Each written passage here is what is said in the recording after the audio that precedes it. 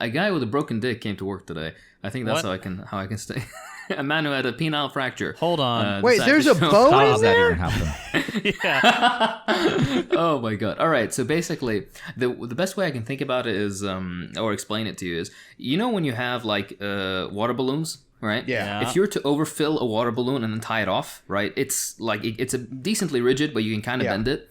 But if you're to be too forceful with it, right, if it's rubber, right, so it bends. But imagine if it was more rigid. If you're to be too forceful with it, then there will be a crack, and then there will be leaking of what you include inside. You have basically 3 of those kind of tubes you can think of in your penis. And this guy came in with the weirdest, fucking story. They always do, right? Where he's telling me that he's been just noticing an uncomfortable amount of new erections that he hasn't experienced before in his life. He's not an old man. He's in his late 20s. He's hitting puberty. Yeah, but he's in his late 20s. Many such cases. He's a late bloomer. Cut him some slack. Exactly. Yeah, and he's just like, I don't want these erections, but they just keep happening. And then he told me, he's like, finally, I guess he was outraged at the lack of consent. So he, supposedly, what he described it as he took his thumb and pushed onto the middle of his penis while bending his body. Why? And then he heard a loud crack, and then immediately his erection problem disappeared. Oh, no. But what replaced? What cracks? Why does it crack? Is it the air inside? Like a pop, like when you pop your fingers? No. There are no nitrogen bubbles, no air. It's just the cavernous bodies. I guess when you do bend it more than it will allow, then there is a sort of like popping sound and sensation. What was he rocking with? Yeah. Oh, Did you like see the it? size of his Yeah, penis? like or was what? he? Yeah, what was he rocking with? This guy. Okay, hold on. You're getting ahead of yourself. Let me give you the rest of the absolutely. details. Go ahead. Right to the story. So, anyways, immediately after, he didn't have an erection problem anymore, but he was very, very in pain. Yeah. His penis hurt a lot. Yeah. Yeah, and it was very awkward because he came in and the nurse had to bring him into the room, and he was clearly in pain, and she was like, "Does it hurt?" And this poor guy had to look her in the eye and be like. Like a little boy. Oh my god. I'll tell you, poor dude. Good Anyways, God. I take him to the room and he gives me this entire story. I don't know, maybe he was beating his meat too hard. I don't know what happened exactly. His story was too fanciful for me to believe it. But anyways, I'm like, all right, drop your pants after the proper. I don't just see him and say drop your pants after the proper. Yeah. I investigate, and normally when somebody has a penile fracture, they have something called an aubergine sign, which is essentially extreme swelling of the penis that makes it look like an eggplant and an aubergine. He did not have that. He had a very regular penis, but he was very tender all around, like the base of his penis and his perineum, and underneath his testicle. You know so much about dicks. Yeah. Like, The classic tender perineum. Very familiar with it. Exactly right. But yeah, and my favorite part about this is I was looking at this, I was like, this could be a penile fracture, but so I called the urologist down, and normally urologists are very hard to get a hold of, at least where I am. But I called this dude, I'm like, it's a penis fracture, and he's like, oh shit, hell yeah. He was like, I'm coming down Yeah. immediately. This dude showed up in 2 minutes, and then we both. So I'm imagining this, Hakeem. Is it more or less like in Family Guy when they fall down the stairs and then their arm is like bent and broken behind their back? Is it like that? Is it like a twig Basically. that snapped but not all the way off? Is it like, how does it look? If you get a quote-unquote traditional penile fracture, then yes. Once you get erect again, if it's even possible, then you kind of have a bent. If it's even penis. possible. Wait, Yeah, so it's possible is this to guy get looking an up into your erection eye, like into your face, like eyes water, and be like, "Doctor, will I ever get a hard on again? Just give it to me And straight, doctor." If you don't do it in time, then actually, if you don't check it out appropriately and then send him to surgery if it's required, then they'll have what is described in the literature as reduced capacity for rehabilitation, which basically means that you will never get hard again. God, because Or not as hard. Which I is gotta worse. tell you. I mean, just speaking for myself here, if my penis starts hurting in a crazy way, I am not going to solve it at my house. I'm going to go to the doctor no matter what. Like, I'm sorry. That's like, no matter where I am in the world or what the insurance situation is, I'm like, I can't fix this. I am the opposite. It needs to like the pain needs to be like, I don't know, a woman. But have you ever Did you had dick pain? Have you ever had a pain in your penis? Torsion, only like baby, very torsion, often, yeah. but no, not even torsion. Like for some reason, when I was younger, sometimes it even happens to this day. But I wash my dick with soap, right? Sometimes because like I don't wash it off quickly enough, and some of the water or soap goes into like my pee-pee hole, right? And that like that pain, like that very sharp pain Dr. for like 10 Bronner's. seconds. You can like squeeze it out, and it's like that happens from time to time. Somehow But I didn't you think just hear breaking Hakeem? your dick will hurt a little bit more than getting a little shampoo. But didn't you just hear what Hakeem said? Like 5 people had to see his broken dick Hold on, in order for them So to wait, come to a are fucking you guys all conclusion. crowded around this guy just laughing? Like, did someone put on No, like no. like Yeah, that's what it reading sounds like. glasses to look closer Okay. at it? All right, me and the urologist go in, and like I explain the story to the urologist, and he's clearly holding back a smile. And I'm like, all right, dude, let's. You see, they make fun of us. I know they do. fucking I hate know. them. Dude, I do too. I do too. I know they're on. doing this. So I walk in, and then They're talking about it on a podcast. Like, this is how fucked up these Hold people up, are. hold Sorry. up, hold up. Oh, I'm saving you. But at what cost? At what cost? Maybe sometimes death or a broken penis is fucking worth it, you know? One broken penis is a tragedy. 1,000 broken penises is funny. Is a statistic, as our favorite Georgian said. We walk into the room, and then we're like, all right, drop your pants, and we're both. Do you know how we're looking at like we look like disappointed mothers with our hands on our hips, both of us, as we're looking at this guy's penis. And then finally, he looks at me, he's like, we need to do imaging. So I send it for imaging, blah, blah, blah. It comes back. And it is negative. We don't think there is a penile fracture. I think he just basically hurt himself in a stupid He way. slammed his penis in the car door. Yeah. Exactly right. But then afterwards, the urologist looks at me and is like, I want to stick an endoscope in there. And I was like, Oh my God. all right. So we go and we get the endoscope. The reason is because he's had epidermaturia. He peed a bit of blood after the fact, yeah. So we went, and then we put basically a sounding rod inside this man's penis and just checked everything out, making sure it's fine, as if he didn't have a bad enough day. And then afterwards, Yeah. it's like, nah, you're good, bro, you're good. You just gotta go home, have some painkillers, you'll be fine. I said a little bit. There you go.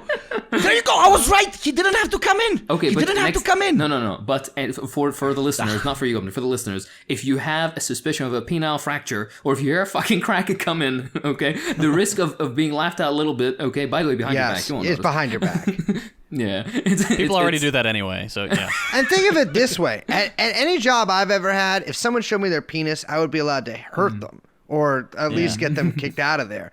At his job, he has to look at it and consider it. He can't do shit to you. He can't do shit. He can't do shit. In fact, you could get him fired if he refuses to look at your fucking shit. You could Bold of you complain to assume. if he's like, Bold of you to assume. he's like, I'd ever he's reject. like, I don't play around. I don't play around with that dick shit. You can be like, can I talk to your supervisor? And be like, Hakeem, you got to look at this guy's penis. There was a crack. There was a pot. So what I had, let me ask you this, because I got a lot of moles, so I like talking to doctors. But let me ask you this. I got pneumonia for the second time earlier this year. Sick as a dog. And I take all these antibiotics, and I'm not something I've really had to take a lot of in my life. After 3 days of this, I'm feeling a little better. The pneumonia's gone. I am engaged in a coitus-like situation with another person, and following that situation, my penis feels like it's on fire. Uh-oh. And Immediately? immediately, and I'm like, oh, okay, I have a crazy new kind of STD that I got from the government. And I went and looked at my penis, and it was all red. And I start freaking out bad. It's freaking out so bad that I throw up, which is I'm not like a crazy anxious guy, but I was like, this is it. I'm doomed. I'm sunk. My skin is melting. My skin's melting. Like, I'm going to get the Hitler disease. Like, people thought he had syphilis. I'm like, I have the immune type of, like, the syphilis that's resistant to everything. I'm fucked. This is going to ruin my life. Turns out it was a yeast infection. And I got to tell you this. You guys, you doctors out there, you got to do a real big educational campaign around these fucking antibiotics, because I didn't even know guys could get yeast infections. Yeah, this is news to me. Yeah. Jethro Tull, let me tell you. Tell me. These antibiotics are poison. People think the vaccine's poison. It's antibiotics. These things are a curse on humanity. My shit has been fine. We're dealing with, it's sort of a botched Moyle situation when I was a kid, but beyond that, we're all good. And it's just, as soon as these quacks get their bacteria pills in me, I'm in a bathroom throwing up like a nervous dancer. They suppress our medicine. Preach fucking king. Exactly. Preach king. Yet when I cultivate my own bacteria and eat it, such as on the top of a bread, and everyone looks at me like I'm some kind of monster. If you tell me I can't drink with a pill, I'm not taking that pill. That is Exactly, because like, my okay, cool. So I can't have alcohol, which is from the earth. If I take, oh, someone's honking outside. Come on. No worries. We're trying to talk about dicks. Wow, I love living in New York City. I'm walking over here. And that's the other thing about New York too, is you think everyone here is gonna walk so quickly because of the stereotype. Instead, they're all ambling around. Everyone's ambling here. Don't you have to go somewhere? It's people walk so fucking slow. Oh, don't get me started. That's when they used to have jobs and shit, but now like all of New York is just podcasters, like 100% of New York. Yeah, they got nowhere So to go. Nobody's rushing anywhere. It is. Yeah, It is. I'm so glad that Chapo moved to LA because it's Brooklyn is Israel for us. This is our Israel. And it is humiliating whenever I'd have to tell anyone what I do for a job at a party or something. I'm like, yeah, I work, I'm a snitch for the police, or like I'm a lobbyist for Israel or something like that. And just to kind of get away from having to tell them what my actual job is.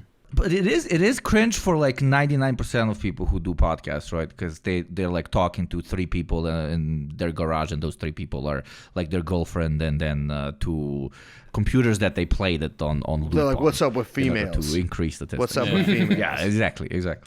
With But then oversized you have headphones. like pretty decent shows. Yeah. It's always the oversized What's up with headphones. penises? Oh my god, I don't get it. Yeah, but there was a story that I really wanted to mention and hear you guys' opinion on before we move into the more formal or whatever part of the fucking show. I have a birthday in like 2 days. Happy birthday. I'm turning 48 or 38 or 28. I'll let the audience guess which. Actually, Brace, guess how fucking old I am. For I'm my gonna voice. guess Come on. you are. Go fuck yourself. He does work for the fucking FBI. So. Am I I'm right? kidding. Yes, exactly. Oh Yeah, my you're god, right. look at that. But bleep the age Yeah, because I I'm got a it, I got it. paranoid. Yeah. So I decided to get like 20 of my friends together at this Serbian barbecue place. They make like the sweetest fucking shit, and the place is also kind of super cool, like on a veranda in the middle of like a small forest park thing next to a church. It's perfect, exactly what I was looking for. But anyways, feeding 20 people obviously is a lot. So I go to make the menu plan or whatever, and while I'm listing out all the meat that they'll need to make, I remember, dude, you're a literal degenerate mountain man. Order like a degenerate mountain man. So I asked the owner, who's actually a friend, if we can just like roast a whole fucking pig. To which obviously he replied, hell yeah, it's a lot less Nice. work than cutting individual pieces on the barbecue. Just let that guy fucking spin.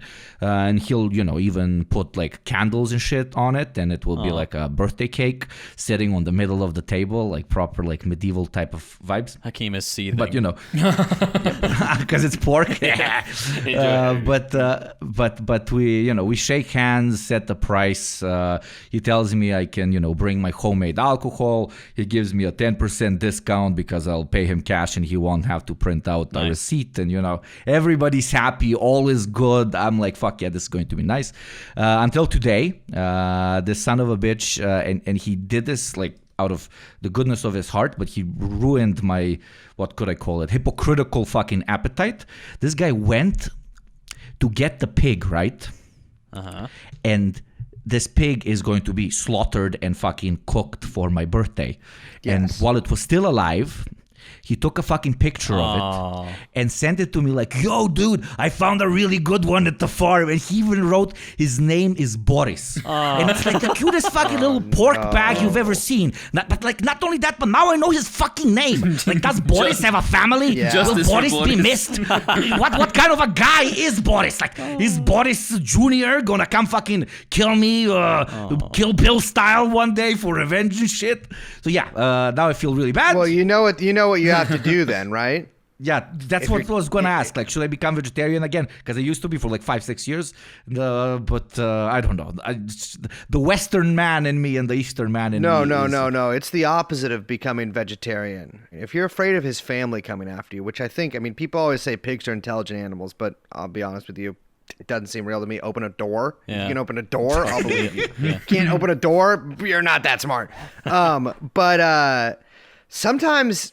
have you considered maybe enlarging the feast? Maybe just kill his whole family. Oh, shit. That's what I'm saying. Because if you're afraid of it coming back to you, there's a reason, like, there isn't, like, a lot of, like, they sort of dealt with the Romanovs and stuff like that. Like, it's not like a thing to be, like, really, like, it's not like a thing to be, really celebrated or whatever, but it's, like, one of those things, like, you gotta do what you gotta do. You gotta do. There's piglets grow up to be pigs. I'll probably get like a discount package for like a whole family, like a family discount package, but it's not the family that's buying them, but the family that's brutally murdering them. I'll ask if, the people I'm inviting to the birthday eat like fucking pigs. So a few more porkies on the table should be fine. And Hakeem, before you say anything, there's a few Muslims on the birthday, and I will literally segregate them all the way to the other end of the table so they don't have to look at the pork. And I obviously order different type of food for them and stuff. But yeah, it's gonna be there. Like, I'm sorry, but I'm putting the fucking pig on the table. It's part of your culture. Why not? Everybody can eat whatever they like as long as everybody has options for themselves. Right? It's perfectly fine. Absolutely, and as long as they get circumcised. That's the most important part. I'm lactose intolerant, which is kind of like being kosher. Yeah. And so, which is also, I'm telling you this, frankly, it's a disability. Yeah. You should be given money by the government if you're lactose There are intolerant. no accommodations for people who get a little tummy ache when they have milk, and that really, it's upsetting. Yes. And it's I don't want to go there and be like, hey, does this have cheese in it? Because you sound like a bitch, and I don't want to do that, and I have to do that, or else I get a tummy ache. Yeah. You can get the enzyme replacement, the tablets, before, and then you'll be set if you want. That's all. This is one of your There's no such doctor thing as things. enzymes, dude. With the pills, it's like the antibiotics. I'm sorry. If an enzyme is real, open a door. Yeah. Open a door.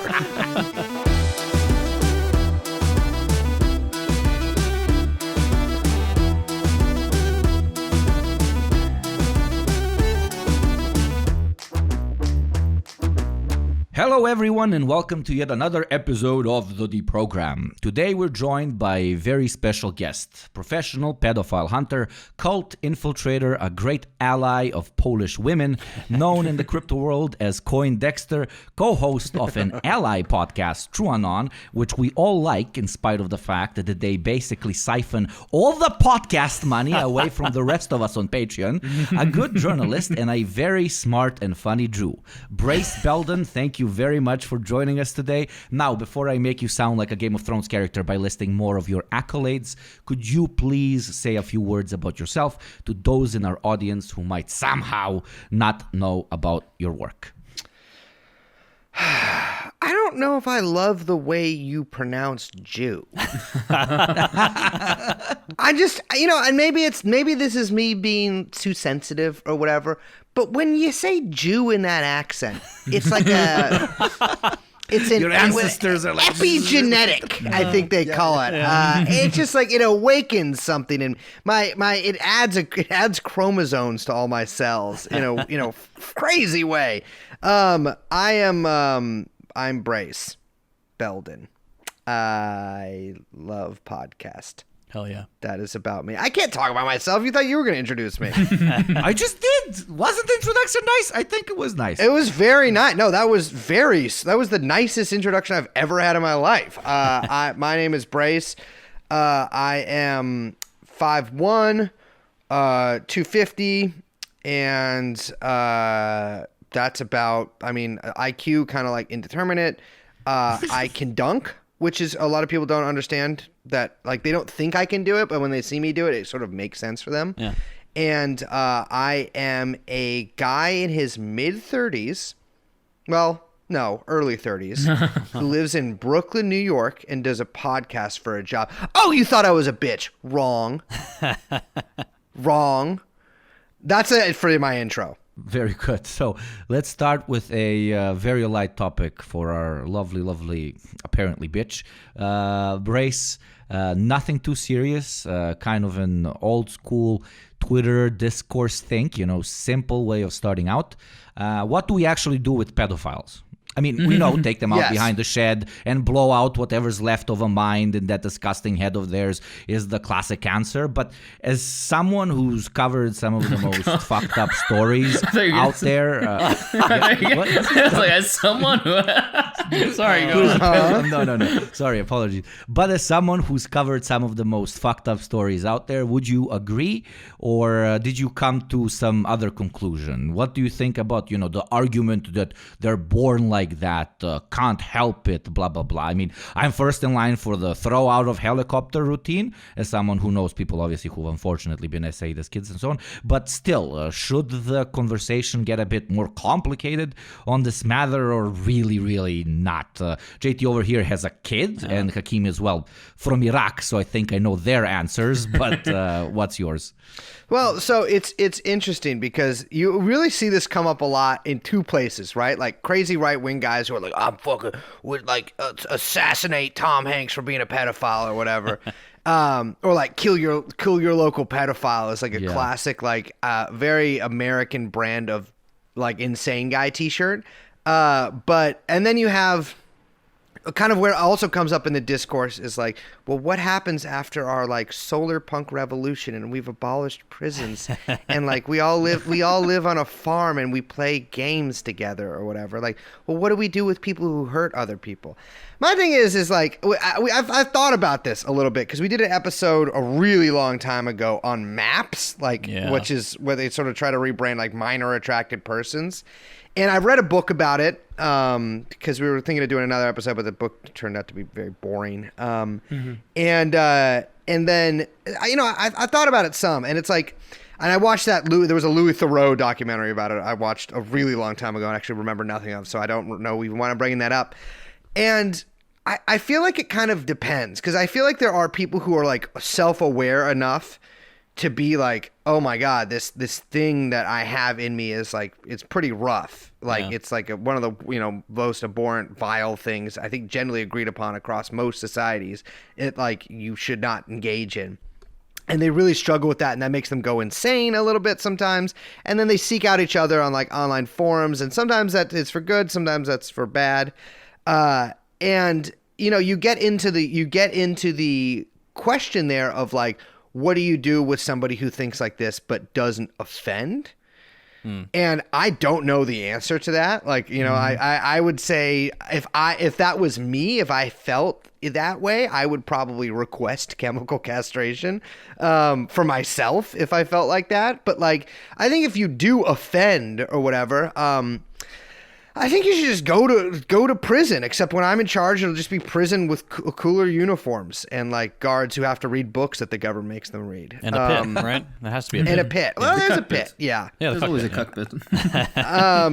But yeah, I mean, it's funny because I don't think it's like it's one of those questions that like I feel like people have an easier time answering what should happen with murderers. Because it's like, well, it's like eye for an eye kind of thing. But with this, it's just like, I think you just go to prison basically forever. I mean, if you're an actual danger to society, then you should probably be removed from society, but also not like, maybe not like tortured or whatever, but like, rehabilitated to the best of our abilities to do that, which I don't think, unfortunately, in terms of pedophiles, is that great of an ability. Yeah. Because right now the situation they have is like people will offend, and then they get released in Florida, which is, I guess, a fair place to release them. But they all have to live in these weird little areas because they're like not near schools and not near like, they have to live basically in the middle of nowhere. There was famously a case of like a bridge that a lot of them had to live underneath as homeless people because that was like the only place that actually fit with the terms of their release. And unless they're very, very rich, though. Yeah. Unless they're very, very rich. Well, that's the other thing, though. If you're very, very rich, the actual probability of you getting arrested for any of this stuff is as close to zero as you can possibly get without being actually zero, because it does happen sometimes. But that's I mean, that's the thing is like if you look at any of these guys in these documentaries, these books or anything, they're kind of losers for the most part, because the people who are rich, like it's like a different, people think about it differently, right? They're like, oh, he just likes young girls. Yeah. Rather than like he's like some gross guy who lives in a studio apartment who like, because like a guy tried to sexually assault me when I was 14, and like he was just some fucking loser in his, I mean, I shouldn't have been there in the first place. I was like a runaway, but he was just like some fucking guy with a ponytail in a 1-bedroom apartment in Hollywood. And it's like it's like this guy is like, he would be talked about differently than somebody who did essentially the exact same thing, but like he's Ed Book or like, some guy who has like millions of dollars or something like that. And it's seen as like, I don't know. I mean, I don't even really know where I'm going. It's one of those things where it's like it's classy if wealthy people do it, like day drinking. Like you can have a glass of champagne with lunch and you're classy. But if a poor person has a beer in the middle of the day, it's like, yeah, that's trashy behavior. Yeah, to take Epstein as like an example, right? Like if somebody who was 55 or even significantly younger than that was like hanging out with a bunch of 15-year-old girls, you'd be like, oh, dude, you're a pedophile. Yeah. Yeah. Holy shit, like you are a pedophile.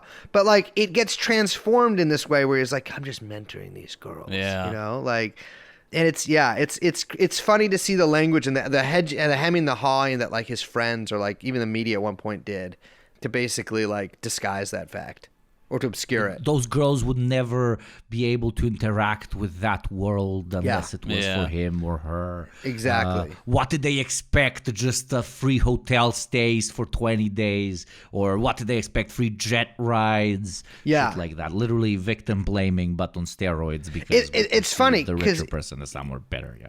The classic pedophile, like I've got candy in my van thing. Like everybody knows that, like that's like just a crazy, disgusting thing. That it's like someone's trying to lure you into a bad situation.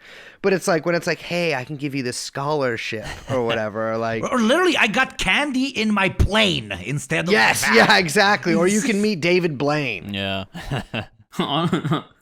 Possibly worse than getting molested, but Yes, I hate street magic.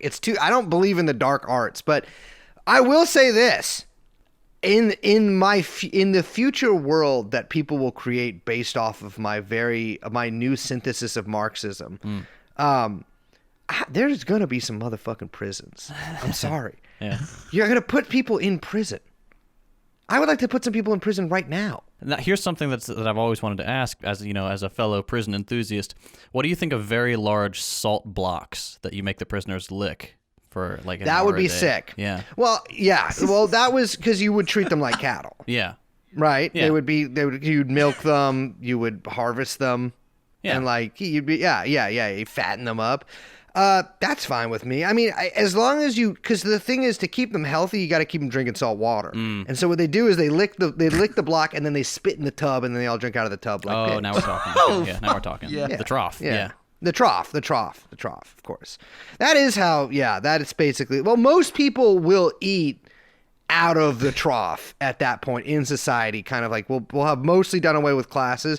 Of course, there will be two classes. The classes, which is the majority of people who eat out of troughs, and then there'll be like some of us who are more like hands guys. You mentioned earlier, obviously, the direct correlation between the perception of someone as a pedophile as it correlates to how much money he has, versus if a poor fucked up guy with a ponytail who is still a piece of shit does something. Yeah, of course. Does something similar. But like the question is not all pedophiles are billionaires, but are all billionaires pedophiles? Also, why are they all American or Italian? Yes. Well, why are all billionaires American or Italian, or why are all pedophiles but, okay, depends on well, your the thesis. Italian thing is pretty obvious because of Catholicism. But I mean, let's just. I thought it was the let's Protestant call work a spade ethic, here. but We have two different kinds here. But let's actually, you know what? Let's not get into the religion of every pedophile because it doesn't always look good for me. oh shit! He said it. Well, no, I want to make this clear here. Ghislaine Maxwell, an article came out the other day about her, which says she is embracing her father's faith while in prison. Her father's faith was Judaism. Her mother was Protestant. Judaism is matrilineal. So all you haters out there, I want you to take note of that fact. Protestant that did this. I would say my thing is this, right? I doubt every billionaire's not a pedophile, right? Some of them, like, look at Jeff Bezos' wife. She looks like she is an eldritch horror. Like she's been around since like the beginning of time. The craziest look on that lady I've ever seen in my life. He looks insane too. She looks like kind of actually just like him with titties. But so they might not all be pedophiles, but you might as well. And I usually am not like this. I am pretty like, you know, I take people as they come.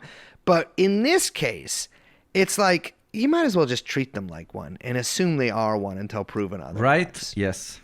Guilty until proven innocent. Exactly. Child fucker until proven otherwise. Because at the end of the day, right? Like these fucking guys, I mean, especially in the case of Epstein, right? Like you had Bill Gates hanging out there. Yeah. And again, like I said, if I had friends come over to my house and there was just like two 15-year-old girls here, I would expect my friends to be like, well, I don't know why I'm the pedophile, but if I went over to a guy's house and there was like just two, and we were like going to kick it, and there was like two 15-year-old girls there, I'd be like, is he cousins or something? Like, who are these people? And I wouldn't like let it go. I'd be like, who are they? You know, like, are these are these children that you hang out with?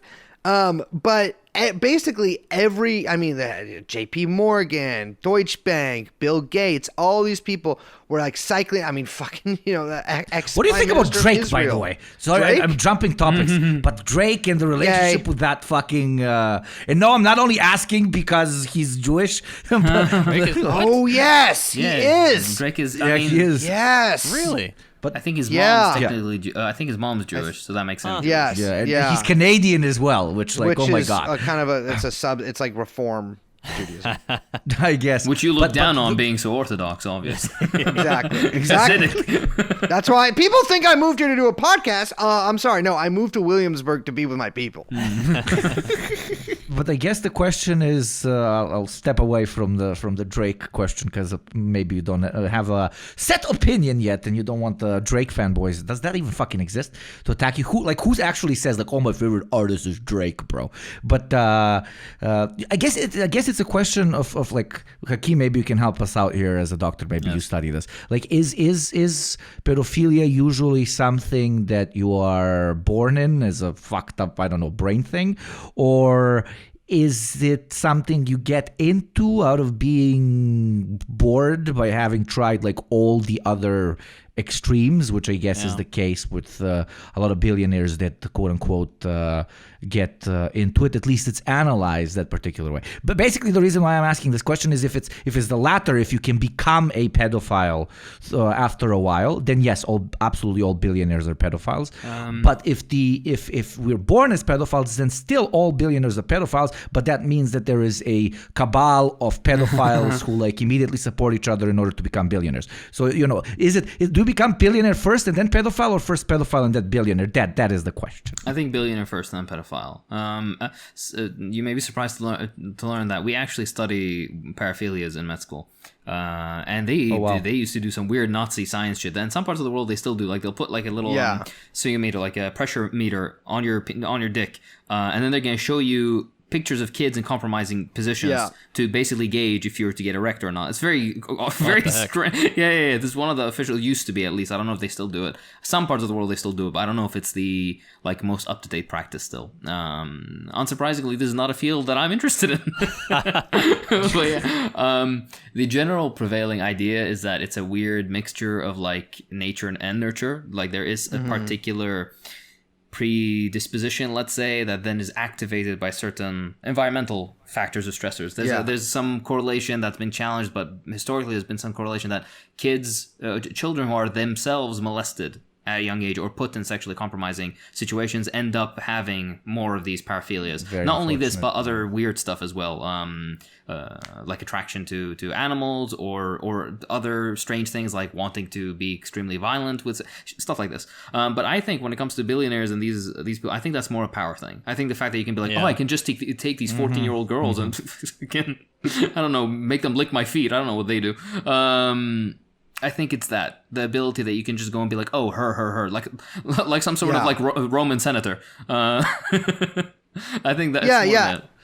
I mean, I tend to agree with that. I know a little bit about paraphilias. Obviously, like, you know, Hakeem is much more well versed on this than me. But like, it does seem like a mix between nature and nurture. I think someone who has like a really hypersexualized childhood, whether that's from like their parents or parents' friends or like even stuff they take in, is more susceptible to developing these kind of things. And I think exposure, even like, you know, at your early teens, I mean, I read a book, I've read a lot of literature on this stuff. I think it's like, especially people getting really into extreme porn, like being exposed to that at a pretty young age, which I think is fairly common now.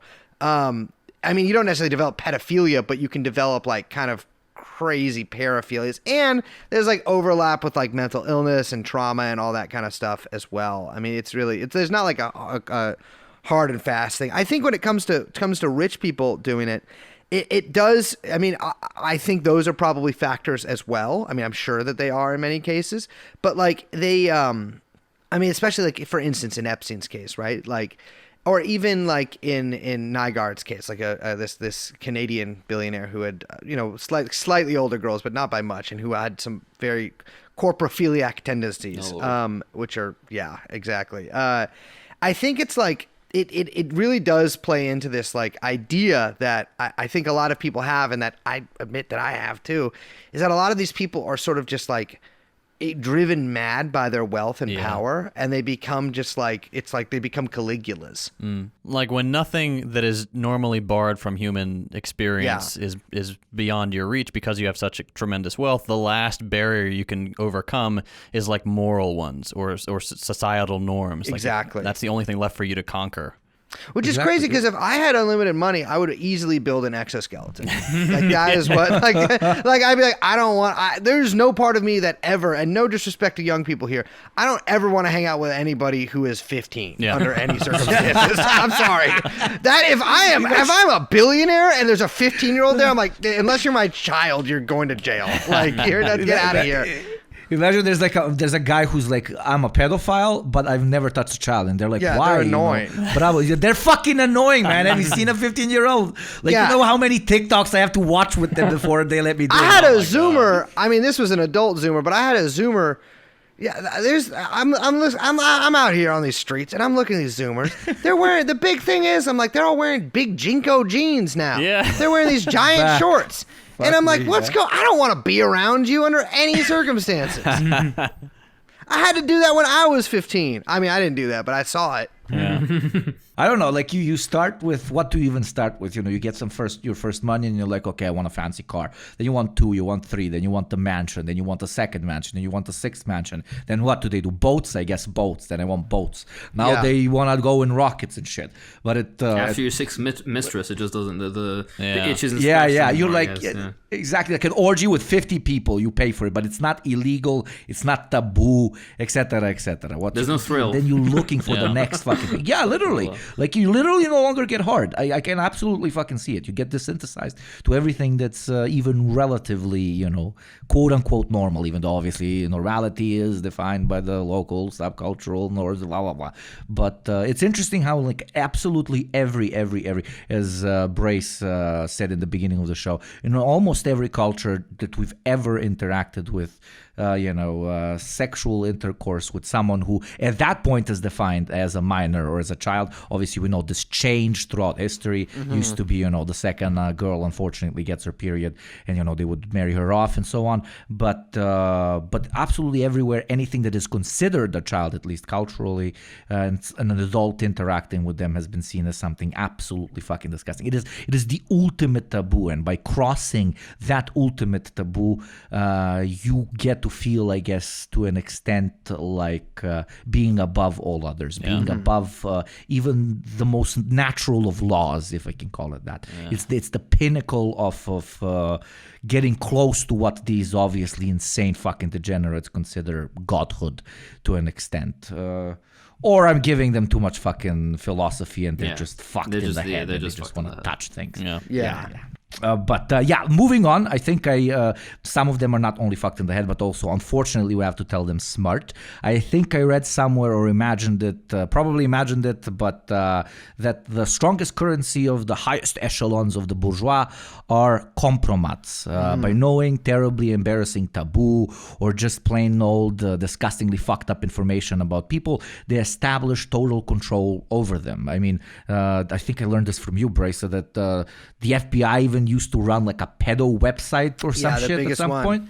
And it was kind of, Epstein's whole business model. Do you think that like that shit's true or scalable? Like kind of, as cringe as it sounds, but shadow state, shadow government, which holds most people by the balls because they have pictures or videos of them doing wildly fucked up shit. I mean, in my book, we're all weird, and the politicians and the ultra rich, based on the previous conversation we had, are even weirder. So there's no way someone ain't exploiting that ass at...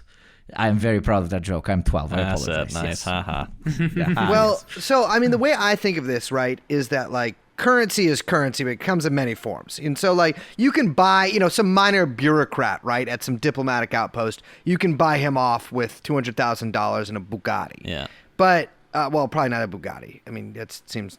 Nice Mercedes. Yeah, G-Wagon. Maybe a G-Wagon. Yeah. A nice AMG, yeah. Exactly. Bugatti might draw a little bit too much attention. But you can buy people off at certain levels with just money, right? Or like with some sort of political pressure. I mean, that stuff that came out about Imran Khan the other day, I mean, which is, I think everyone saw coming. The pressure that the U.S. put on the military there. It's like those things work in many cases. Like you can, it's sort of the traditional, I mean, it's all traditional, I guess, but like what you would think of as like pressuring somebody, whether it's by tempting them with a large amount of money or tempting them with like some sort of pressure, maybe you can lose your job or like, maybe we'll hurt your family or something like that. But there's certain people, especially people that exist at really like the upper echelons of the shot callers, right? Mm-hmm. That like, you can't buy them off. They have money. They have power. Like they are at the top. And so the only thing that you can do is like essentially smear them in a way that it's like really hard to come back from, right? Like if it came out that, I mean, maybe I shouldn't get too ahead of myself because I feel like some people do come back from this, but like it's you, like for instance, a picture of you in flagrante with somebody who is not of age, right? That is a difficult pill for most people to swallow. And so I think in the case of Epstein, I mean, even like, and it's beyond even that, right? Like you don't have to actually do it yourself, but you kind of become guilty by association. And I mean, you are guilty because of your associations, but like, yes. The information is currency at any level, but especially at that level. And so if I know something about you that could be permanently damaging to your career, but not only to your career, but maybe any projects that you're involved in, whatever, that becomes like really ultimate power to hold over you. And so like, it is no surprise that blackmail has been a tried and true method of spycraft, really since the invention of spycraft, especially since the invention of the camera. I mean, everyone from like Mata Hari to like, in the Cold War, frequently this would happen. And everything from people just cheating on their wives to like maybe being caught with somebody who was underage. And like these things, I mean, God knows what kind of outposts the CIA have set up in the fucking like bordellos, or the child bordellos of Thailand to catch like visiting consuls or whatever at. I mean, these things can like really have power over people, and they can keep you in their grip. And even if you intimate to somebody that you have this knowledge, or that like not only you have knowledge but the pictures, I mean, you can really make them do whatever you want. And so yeah, I think that like this stuff is a crucial part of the intelligence business, and it has been in very provable ways since the advent of the business. I mean, the only ways you can blackmail somebody is if A, you caught them like cheating in some like financial thing, B, you have some crime that they've done that you're holding over their head, or C, it's a sexual indiscretion, whether a criminal one or one against just like their wife or their husband or whatever. Absolutely. And we can only imagine just how many people that are holding office all over the world, or not even office, but holding quote-unquote corporate office, are being indirectly or directly controlled by someone who has compromise on them. So it kind of literally just this concept existing, and it most likely, as you said, not only exists but is extremely prevalent, completely changes up at least my perception of the people that we tend to consider being the highest quote-unquote echelons of society. I mean, they're still the highest echelons of society, but do they, act completely on their own will, or do they not? Out of their own will, or do they not? And, it kind of changes the material analysis of the world's hierarchies a bit. At least it modernizes it by introducing, the information war to the kind of the dilemma. I think some people get caught up in like trying to find like the secret cabal that runs everything. No, but fuck that shit. No, exactly, because at the end of the day, the task of like the person fighting against a system fighter is the same, right? Whether it's like the world is run by like 5 guys in an office in Virginia, or whether it's run just like by the governments themselves, the task is the exact same, right? In the final analysis, right? And so like people get a little too. I mean, there's a lot of people who like get kind of basically they become like lore heads for conspiracy stuff, and like think of that as political action when it's like no, your actual political action, besides maybe some education stuff, is essentially the same. It's not like you're gonna like you're not just trying to you're gonna overthrow the American government, which is I would not suggest to anybody. But if you were planning on doing something like that, like you would do that no matter if like the CIA was running the show themselves or not. You know what I mean? Like the actual hierarchy is important to know, but it's also like you have to like you can't get lost in the sauce, which is actually my advice for everything about everything. Absolutely, and it's super important to mention, as someone who obviously massively covers quote unquote real conspiracies and so on, because a lot of people do unfortunately really get lost in the sauce. But at the end of the day, if you completely concentrate on the fact that it's what we're fighting here is a systematic issue, not a systematic issue, but a system in general, and everybody in it, even the ones that you might not know are in quote unquote higher echelons than the other ones, they are still serving the same fucking system. It is the master that we're pursuing the destruction of, obviously, dear listener, in Minecraft. And frankly, we do gotta take out that guy who invented Minecraft, because I think he's weird. Yeah, true. Oh, fun fact, Notch. When I first started, that's what his name is. Yes, he's a piece of shit. Marcus Person, I think is his actual name. But he got in contact with me back when I first started my YouTube channel because I was cringe, and I made like a video about feminism that was really poorly informed, and that is no longer on my channel. This was back in like my angry atheist days, and he got in contact. He's like, dude, I love your content, and he was like my first big patron. Shit. I was like, oh wow, thanks, man. So that is, there you go. Is he still subscribed? No, I doubt it. I don't think so. But there's been a slight change in the channel, to say the least. But yeah, that dude he's a real piece of shit. You were red pilled? I was a space shuttle in a degrading orbit, just skimming the surface of that, and like starting to come apart. Everyone a little bit. was. Yeah. Were you talking about these females? I never was that deep into it where I was screeching about the females. These females. But I was like tangentially through the angry atheist pipeline, getting into the stuff where I was like, oh, these social justice warriors. I was like, and then luckily I found stuff that wasn't cringe. You found fucking God. I found God, and this then you found God, and he came down. And he's like, "You need to become a peaceful warrior for Christ. Exactly. You can't be an angry atheist." Now anymore. I have the power of God and anime on my side. There is nothing exactly. I cannot do. He's like, that's crazy. Like, you think that these females are out to get you, but you know who's out to get Jesus Christ. Yeah. Oh, and you thought about that for a second, and then you thought of yourself on the cross, and you're like, I could never do that, but you know who did? He died for me. Until they make a fucking video game where Jesus is a woman, then JT will go right back to his head. I will say that is one of the most pressing things I think facing the proletariat today, is because a lot of like they're trying to make our brave sons into these females by having them play as girls in fighting games. Yeah. Yeah. What are we following? Carla Marxita or some shit? Exactly. Don't you forget what Lenin said, that the path to communism was through reducing the breast size of female video game characters. Exactly. to make men who've never had sex angry. Because we are, and I'll be honest with you guys, I'm in charge. we're making video games basically illegal. Yeah, You need a license for that. You need it. You need a license. I will say, I have some disagreements with the way China is run. But strong. but I gotta tell you, I've been very interested. I've been very interested in their electronics laws. Yeah. I think that I need to become like I should advise them. Like I should be paid to be like a Video game department. Yes, just be like, yes, Xi Jinping. This white Twitter guy Yes. He was like, "Oh yes, I need a token Jew in my government."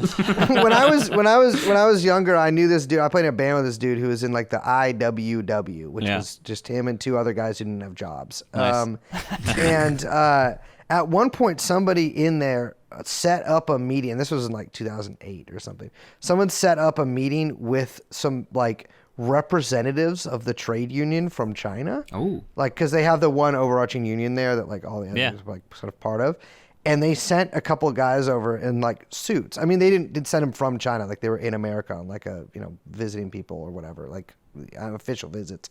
And they like met with them in an office and just had, when they got there, like, we don't know what to say to these guys. Like, we work part-time at bookstores. And it was just, I would have died to be a fly on the wall of that motherfucker. Yeah. Meeting. We talked with a previous guest about, and I'd love to get your thoughts on this, taking all of the gamers and sending them to England. And I think that would be a good solution. You would have them all in one place. To England? To England, yes. I think. Yeah, but first, so JT is oversimplifying it because he's a nice person. England will be purified. Well, yes. England will be. The cleansing fire. I didn't want to get ahead of myself. No. It will be made pretty again. We will. It will be a eco-friendly action of restoring nature back to its origins on the entirety of the British Peninsula. Okay. And then island. afterwards, island. Okay, but there's It's this. sort of a There's the peninsular tunnel. island. There's the tunnel, thing, bitch. So if the you know tunnel what? Yeah, connected- you're right. It's connected with the basically tunnel. It's connected with the tunnel. Yeah, it's suck part my of Europe. After the Suck my floods, tunnel. it'll become a peninsula. Yeah, exactly. And I should have gone with that fucking thing. But no, and afterwards we will create these eco-friendly bunkers that are only going to be run on wind energy or whatever the fuck they have over in England, and we will fill them all these bunkers with gamers. They will all have IVs and constant VR headset. So it will be like a humane way of getting rid of arguably the most parasitic class in the world, which are gamers. You got things T4 program. Because you're giving them basically heaven. No, you're giving them heaven. You're giving them heaven, right? Because they all only want a game.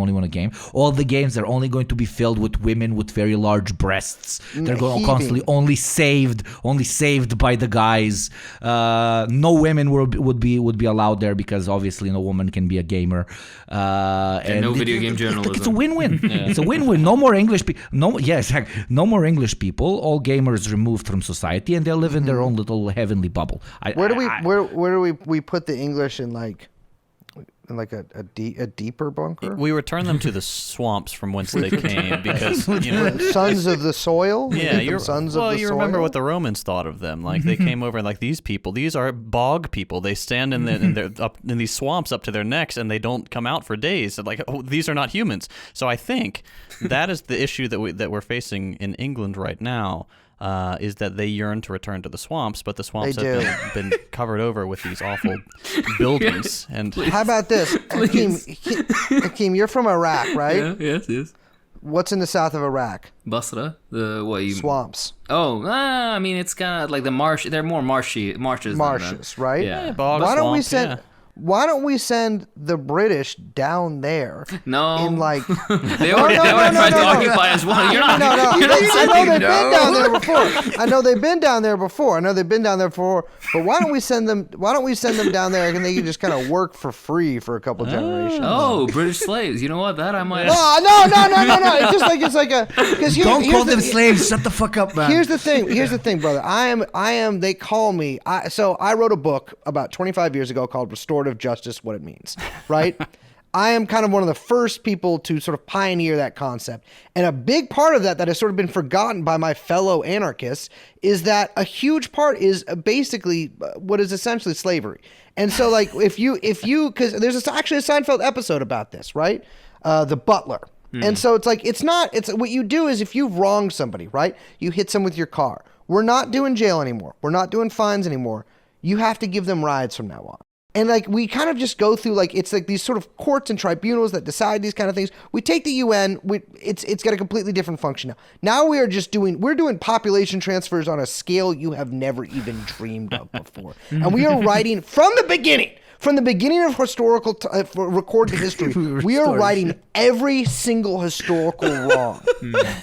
I see. By just doing massive butler type activities. I see. Entire populations. Sometimes for the Greeks and the Turks, for instance, you might have some Greeks become butlers from the Turks. You might have some Turks become butlers for the Greeks, right?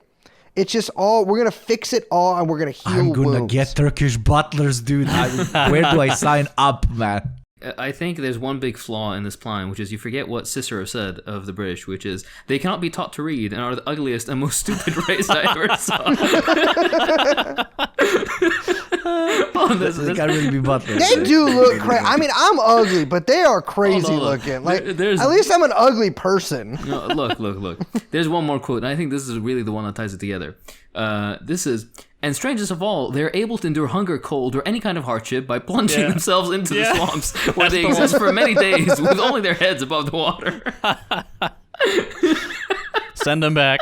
Send them back to the swamps. Jesus Christ, man. Australia. You got to drag us out of this swamp. Keep going. Don't ask more questions. Okay, so in your latest episode over at TrueAnon, you talked about the American drug problem. Oh, yeah. You yourself have talked about drugs very openly, even sharing your own painful but also respectfully wild as fuck experience with good old narcotic. I remember as a non-American learning about absolute insanity, which is the oxy epidemic in the States, literally for the first time from your show. And I've kind of never been able to look at the American healthcare system or how its relationship to pill guzzling the same way ever again. Over here in the Balkans, we're the opposite extreme, unfortunately. You know, grandma will put rakia covered stanky ass alcohol sock on your neck before giving you even the mildest cough syrup. But what, as an outsider looking in the US is doing is absolutely fucking bewildering. So, like, is the whole state approach at this point just mellowing everyone the fuck out so that they don't bother revolting? You know, as Zizek, who now has become kind of cringe, said the opiate of the masses is no longer religion. It's literally now the opiates. So yeah, do the states have a wild-ass drug problem according to you? Both the piles of drugged-out bodies laying under bridges or the kids which have been on Xanax since they were fucking prescribed that shit at, I don't know, 12? Or am I maybe, tell me, just a backwards mountain Cossack who doesn't understand any of this shit? Be careful what you will say, though, because Hakim, as you know, is a doctor, so automatically presume he's working for Big Pharma, okay? Exactly. Well, Hakim, he's not like a doctor. I mean, he works at a pill mill. Yeah. Exactly right. I mean, he's technically a doctor, but he just gives people Vicodin. Hakim, did you give? So let me answer your question with a question. Hakim, what did you prescribe that guy for his dick? Nothing. He didn't need anything, actually. He didn't need anything? No, he didn't. Gave him painkillers. I mean, but like just regular over-the-counter stuff. Nothing too ridiculous. Because I don't want him to go hog wild. Is that what Americans say? Yeah. On medication that's way funny. too strong for his. I didn't intend that, but yeah. Hog wild. He already did it. Yeah. So it's interesting. I knew the reception to that episode in particular would be a little mixed because we at one point very briefly talk about like SSRIs and stuff. And whenever you talk about that stuff, I have no problem with SSRIs. I think they are real medication. I don't think it's fake. I don't they actually literally work. I've seen them change people's lives, I know. But the moment you mention that, like, hey, how come Americans are prescribed way more drugs than anybody else in the world by far, even comparable Western capitalist white guy countries? Not that America's that white guy of a country in some parts, but like, you know what I'm talking about. And a lot of white people being prescribed these. Why are we like this? people get very sensitive, and I think it's because and I get, because I've been prescribed psychiatric medication before, didn't work for me, totally sane, didn't need to actually change anything, it tried to make me crazy, but I'm just kidding. But it's interesting because my whole life, right, like I have been, since I was 12 I started drinking, I smoked salvia, and then it was normal for everybody I know to basically devote most of their free time and resources to getting fucked up in some way. Yeah. And Americans have, like a poor American has kind of a better life than a poor person in a lot of countries, and they don't seek out the same means of self-annihilation, right? And I think a lot of the reason behind that is that we have, in large parts of society, not all of society, but in at least my experience, well, mine was a little different than some people's, I think, but like, in many people's experience, there's a degree of alienation that you'll feel from your community, from your fellows, from your neighbors, that I don't think you have felt throughout human history. Like, I think that is basically a new phenomenon. I mean, people have been writing about this for a long time. You have the classic Bowling Alone book and all that kind of shit. But like, I am astounded at how lonely people are. Yeah. And like it's funny because I was a heroin addict and a methamphetamine addict for mostly a heroin addict and at the end an methamphetamine addict for a while, and that was I did that for sort of traditional reasons of wanting to, like, they made me feel better than I felt when I was off of them. But I did have community. I had actually a very strong and sort of healthy community I was like very involved in a music scene, and that was a lot of in-person stuff. I knew a lot of people. I was never kind of alone. But a lot of people I know that I've met since getting off of dope, who had similar problems as me, a lot of the reasons they started doing it because they felt lonely, because they felt disconnected. They didn't really feel like, you sort of lose this ability, or like not ability, rather, like you lose sight of that, like you live in this society and that like you are one of you're part of this sort of like this human family or whatever. Yeah. And I think that gets worse and worse and worse and worse. And I think it develops in some ways in people doing like, self-medicating with like, illicit drugs or opiates or whatever. But I also think that it does, and I'm no doctor or anything like this, but I think that the way society is structured now is absolutely, for multiple reasons, conducive to eliciting what may be functionally mental illnesses in people. Like, I think the way society is structured makes people crazy whether they have a chemical imbalance or not. And I think naturally people seek out chemical cures for that, which is, of course, because what are you going to do? You're not going to like be able to fucking you can't restructure society on your own. You barely know two people. Yeah. And so like, I think it's just, it's the way that drugs we use what drugs we use and how we use them has changed with the way that, like, the economy and society and culture has changed. And I think now it's just like we're moving forward more and towards like basically just total drug use.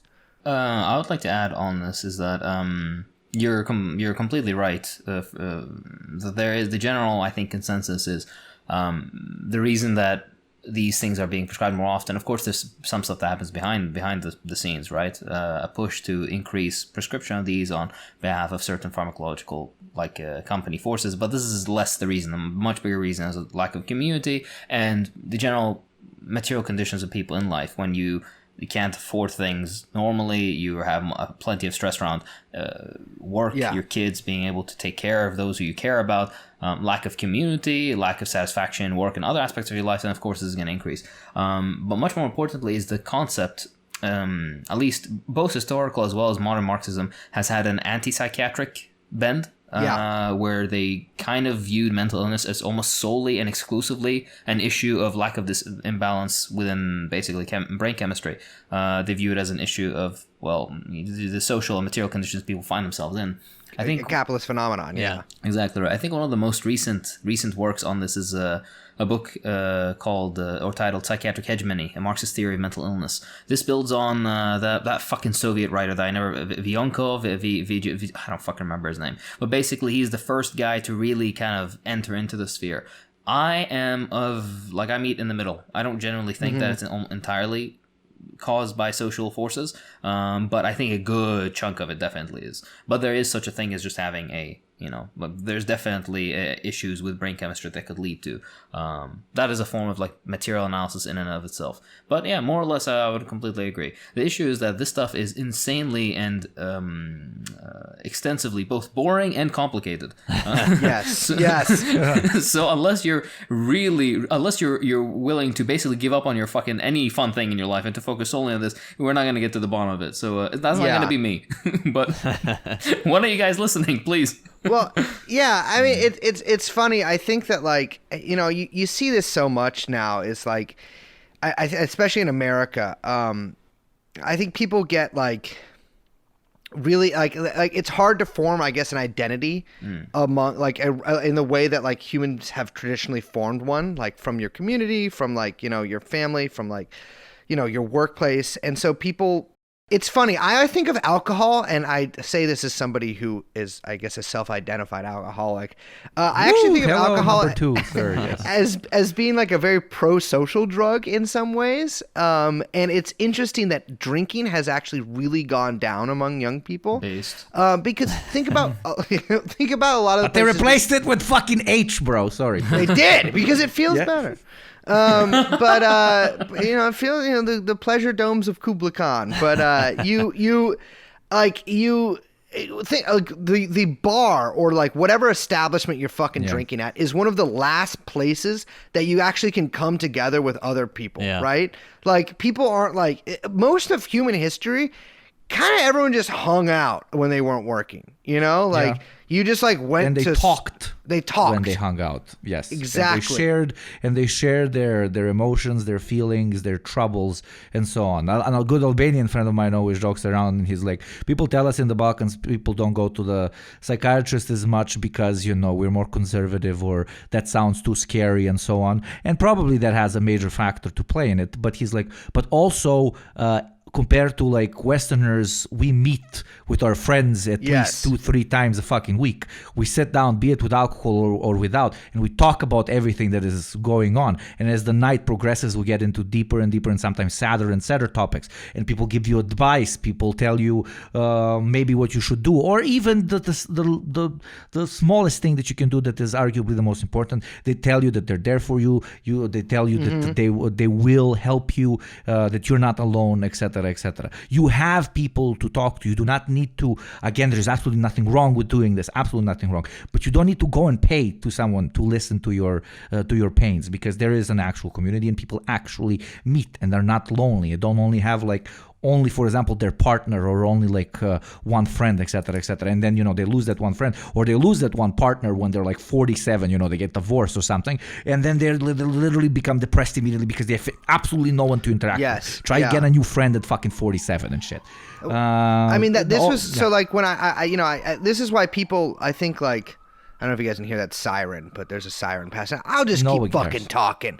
But like the best moments of my life, the ones that I look back on with the most fondness and the most like pleasure, is the moments where I experience like the real joy of brotherhood with, because it was mostly guys, but like, of brotherhood and like of real true closeness and friendship with people. When I struggled alongside people, and like when I even just like I was stuck in a bad situation with some people I know for a long time. It's like these things, like they help you build these like very human bonds between one another. And of course, obviously, I think of things in political context too, and I think a lot of the reason there's so much neuroses and weirdness on the American left in particular is because we haven't, like, people, there hasn't been a party for a really long time. And certainly like no real central organization that many on the left either were around or a member of.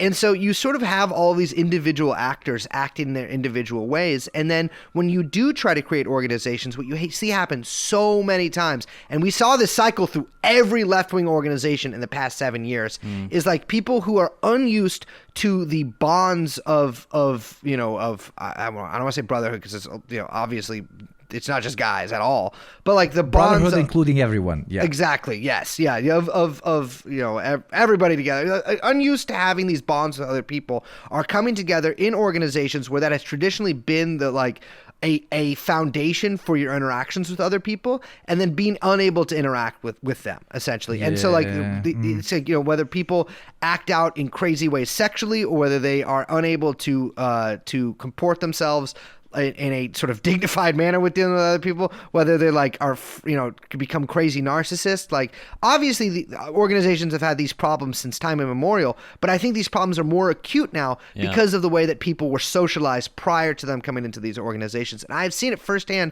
so many times. Well, it's part of the whole alienation thing is where you live. In the United States, and I can speak to this specifically, it's like vast amounts of suburbs where, like, if I go outside and I see somebody in my neighborhood, I don't know what their name is. I don't know a single person. So weird to me. That I don't know the person next to me. I don't know the person across the street from me. Like, I'll see them maybe sometimes and wave, but I've never spoken to them, and they've never, like, no one takes the initiative to go and make establish a friendship, or even like just to know who else is around you. Like, it's the 74-year-old fucking Baba Masha brings fucking flowers to my girlfriend every week. She lives like the apartment across from, I think. I just moved in here like 3-4 fucking months ago. And by the way, I'm kind of thinking that she might be hitting on her. That's being a nice fucking neighbor. I'll fuck you up, Baba Masha. A lesbo babushka? Lesbo babushka, yeah. Sorry for interrupting you, JT. I just wanted to say, like, how weird this is to me. Yeah, it's a completely different way than 99.9% of human history has unfurled. Like, throughout our entire existence as a species, we've been interdependent. We've been with each other 24/7, and only within like a pinprick of recent history have we focused so intensely on the nuclear family, mom, dad, one child, one dog, picket fence. This is our little kingdom. And now you've carved out everything that makes a society work. You've carved out, generational wisdom and experience. You've carved out, neighbors being able to look out for your kid. Like, oh, hey, your kid's, doing something stupid on the park. No one's going to do that anymore because they don't want to be called a pedophile if they go. Yeah, actually, literally true. Yes. Yeah. It's so foreign. It's our entire history. We've evolved to interact with people in a certain way, and now we're fighting so hard against that, especially in the United States, where we're supposed to be intensely individualistic, and if you don't make it on your own, you're a failure.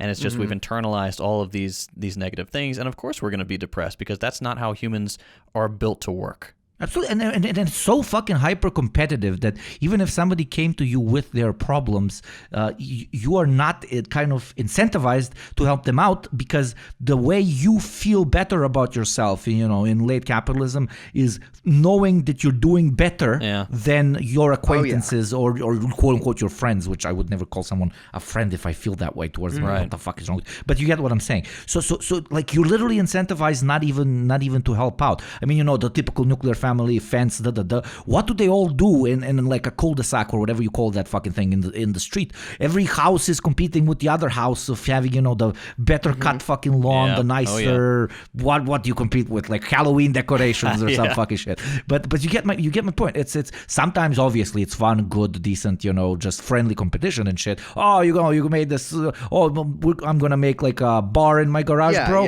and you make like a pool, and then my kids are gonna swim in your thing, and you come play. That's community. That's fucking cool, because nobody has money for both, for example. But usually what happens is the exact opposite. So sprinkling incredible competitiveness on this fucking cake of loneliness, and you just how are you wondering why what is happening is fucking happening? Yeah. Well, so earlier this year, maybe it was sometime last year. I guess it was last year. I spent a while, like a month or so, in the Philippines, and I at one point was staying with this peasant organization in a village. And I noticed, the village is it's basically like a resettlement zone. Like, they had taken people, it was called a Towerville. They had taken people from a tower in the city, and they had demolished the tower, and they had resettled all the people 3 hours outside of the city in the countryside in essentially like concrete huts. So one of the most depressing kind of resettlement things that you could ever imagine, right? You go from living in a city, living near your job, living near your family, to living basically out in the middle of the fucking country, within like a flat 1-story concrete house. Everything is exactly uniform. Like they were literally just boxes, like one room concrete, but maybe 2-room concrete boxes. Shit. Yeah. But the peasant organization was like, I was amazed. I mean, I wasn't really amazed because it's fairly obvious if you think about it. But like the people there were so connected with each other. Everyone knew each other's name. Everyone knew everything about everybody. I mean, there's thousands and thousands and thousands and thousands of people in just this Towerville. And the peasant organization I was with found it easy to sort of organize there because like everybody knew each other, and there's already these social bonds that have formed, right? These social bonds among people of the same class that have formed, and so that you can more easily get people to understand maybe your political views. That like, oh, well, maybe we live here as a class, we function together, we struggle together as a class. Like maybe we should be part of this class-based organization, And that is so much. I was amazed because I saw them do political work, and I was amazed at how easy it was for them to talk to people. Whether in America, for a lot of the time, you're essentially doing the socialist version of cold calling people, by being like, oh well, maybe, or whoever has like, it's like a self-selected thing, and it's so different. And I mean that this is why I think a lot of the struggles in America happen is because people don't know each other. So like, why would I be in an organization with you? You know what I mean? Like, I don't fucking know you from Adam. Yeah. Really, really good point. I mean, for example, JT, I consider him a very, very, very close friend, even though I never got to kiss his thick cheeks. But if JT comes to me and he tells me about an organization that is like super legit, because I trust him, because I know him, I am much more likely to check it out or even potentially join. So it's not only that because the community exists, it's easier which was a very astute and smart observation, but not only is it easier for organizations to kind of not recruit but bring people in, it's also additionally easier because those people in the community talk to each other, and when they actually recommend something between each other, the other members of the community actually listen, versus the way we interact. And this is kind of globalization, so on, come to my part of the world as well. Everybody wants to be kind of smarter than the other guy and kind of like know more than the other guy, and kind of again position himself in his like mental hierarchy above the other guy. And when somebody comes and introduces you to something new, I feel like back in the day, at least in my youth, people were much more open to actually listening to them. And now whenever somebody introduces you to absolutely anything new, the reaction is always the cliche, what the fuck do you know? Who the fuck are you to be telling me this shit? Even people that have been knowing each other for like 5, 10, 20, 30 fucking years. So all of that makes the perfect little concoction that created the perfect little girls. But Professor Utonium added the secret mix to the. But no, it is it's sad to see, but also very encouraging, I guess, in other places. But I don't know how you Yanks are honestly gonna not address that, because it's not like, oh, now Brace and JT are gonna sit down and address this. Does I sound like a fucking Maoist or something? But how this can systematically be influenced and changed is going to be very interesting. And obviously the way communities are structured and the way people interact and friend groups and so on is going to be massively reintroduced once you eliminate as much alienation as you have right now, and as you eliminate the quote unquote ideology of hardcore competition which you have right now. But to get to that point, the path is kind of, I know I'm saying cliches, but the path definitely is going to be extra difficult for you Yanks over and across the pond. Well, my thing is always like, I mean, think of like, I mean, you guys don't live in America, so, but imagine you did. Like any like sort of like communist group or organization here, it's like throughout basically the advent of socialism, let alone communism, people have been willing to like be essentially, not willing necessarily, but like people have been martyred for the cause, right? People have died from it. There's the red flag, all that, sort of the apocryphal tale about the reason the red flag is red. But because the real reason is because there's only like 4 colors. And red is and red. I mean, what are you gonna make it blue? Like, give it red. All right, yeah, cool, nice flag. But and they're all in Hakeem's profile photo. Really exactly. Yellow and red. my question is, people always talk about like this and this. And I always hate when people talk tough and shit like that. But like, because it's so corny, especially in America. It's like, well, what do you can be like the most radical guy. Like, I believe we should kill every fucking cop and blah, blah, blah, blah. It's like, okay, well, I can believe that we shouldn't do any of that. And guess what? It's the same thing because both of us aren't doing Powerless, it, power. And it's like, but I think one of the things that like people gotta come to terms with is that like, look around you and look at the organizations and look at the political system you're in. It's like, would you die for this? Of course you wouldn't. Why would you? Because your death would be wasted. And people look at that, and I think they subconsciously understand that. I'm not saying people should not die for things. I'm just using an extreme example as it's a hyperbolic rhetorical tactic. But the thing is like people look at this and they're like, oh, this is hopeless, this sucks, blah blah, I give up, on. But it's like people no, like, well, then who is gonna do to actually change something and make something worth doing? And people always think, and I have no idea why this is. It's like this like millennial imposter syndrome fucking mental plague. It's like somebody else is always going to do it. Somebody else is going to do this. Somebody else is going to, and when the right things comes along, I'll join that. But until then, blah, blah, blah. It's like, well, you do it, asshole. And it's like, well, if you're not going to do it, then what the fuck are you doing here? You're just a fan of communism? Yeah. Cool. Why don't you get into something cooler? You know what I mean? Like, well, you should become I can't think of anything cooler. Communism fucking sick.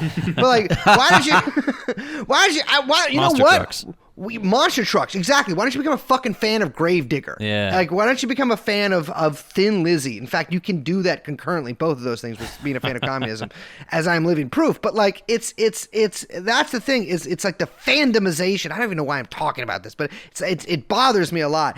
And people act like it's out of their hands. It's like, if there's anything that's ever been in your hands, it's being a socialist. Yeah. And it's like, everything else is out of your hands. That is not. And it's the timidity. Well, yeah, it's like the number one comment I get on my videos, like, oh, this sounds nice, but we can't do anything about it. It's like, yes, what are you gonna do? The solution has been the exact same all throughout history. Like, crack open a book, for God's sake. Like, the only thing that has ever worked is the same thing that's going to work today. You need to get involved. You need to join a mass organization, and that will build actual power that can contest the status quo. You're not gonna do it by, I don't know, starting a book club. Like, good for you if you start a book club, but like, we're a podcast. We're a podcast, yeah. But we're all like, please join an organization that already exists. Don't start the 15th, whatever little factionalist nonsense. Like, God damn, get involved. It's not hard. It's not hard. And it's like, people think it's just, I think, and it's like, also, if you want to learn how to like, if you want to overthrow the world capitalist system, or even just the capitalist system in your town, which is impossible, but you know what I mean? Yeah. If you want to do it, if you want to do Chaz, like, you have to you have to see that which, coming, by the way, don't get me started on that. That is the one TrueAnon investigation I want to do so badly, but I don't want to go to Seattle. It's like, if you want to do these things, like, well, the first thing you have to do is like step outside, right? And it's like, and I hate to sound like a red pill guy, but so many left wing people are like, oh, I don't know. It's like, dog, peasants, like guys who are subsistence farmers, in like the 20s in China figured this out. You have access to things they would never dream of. You can access a satellite, and it's like, you can't go outside and like try to, it drives me crazy. You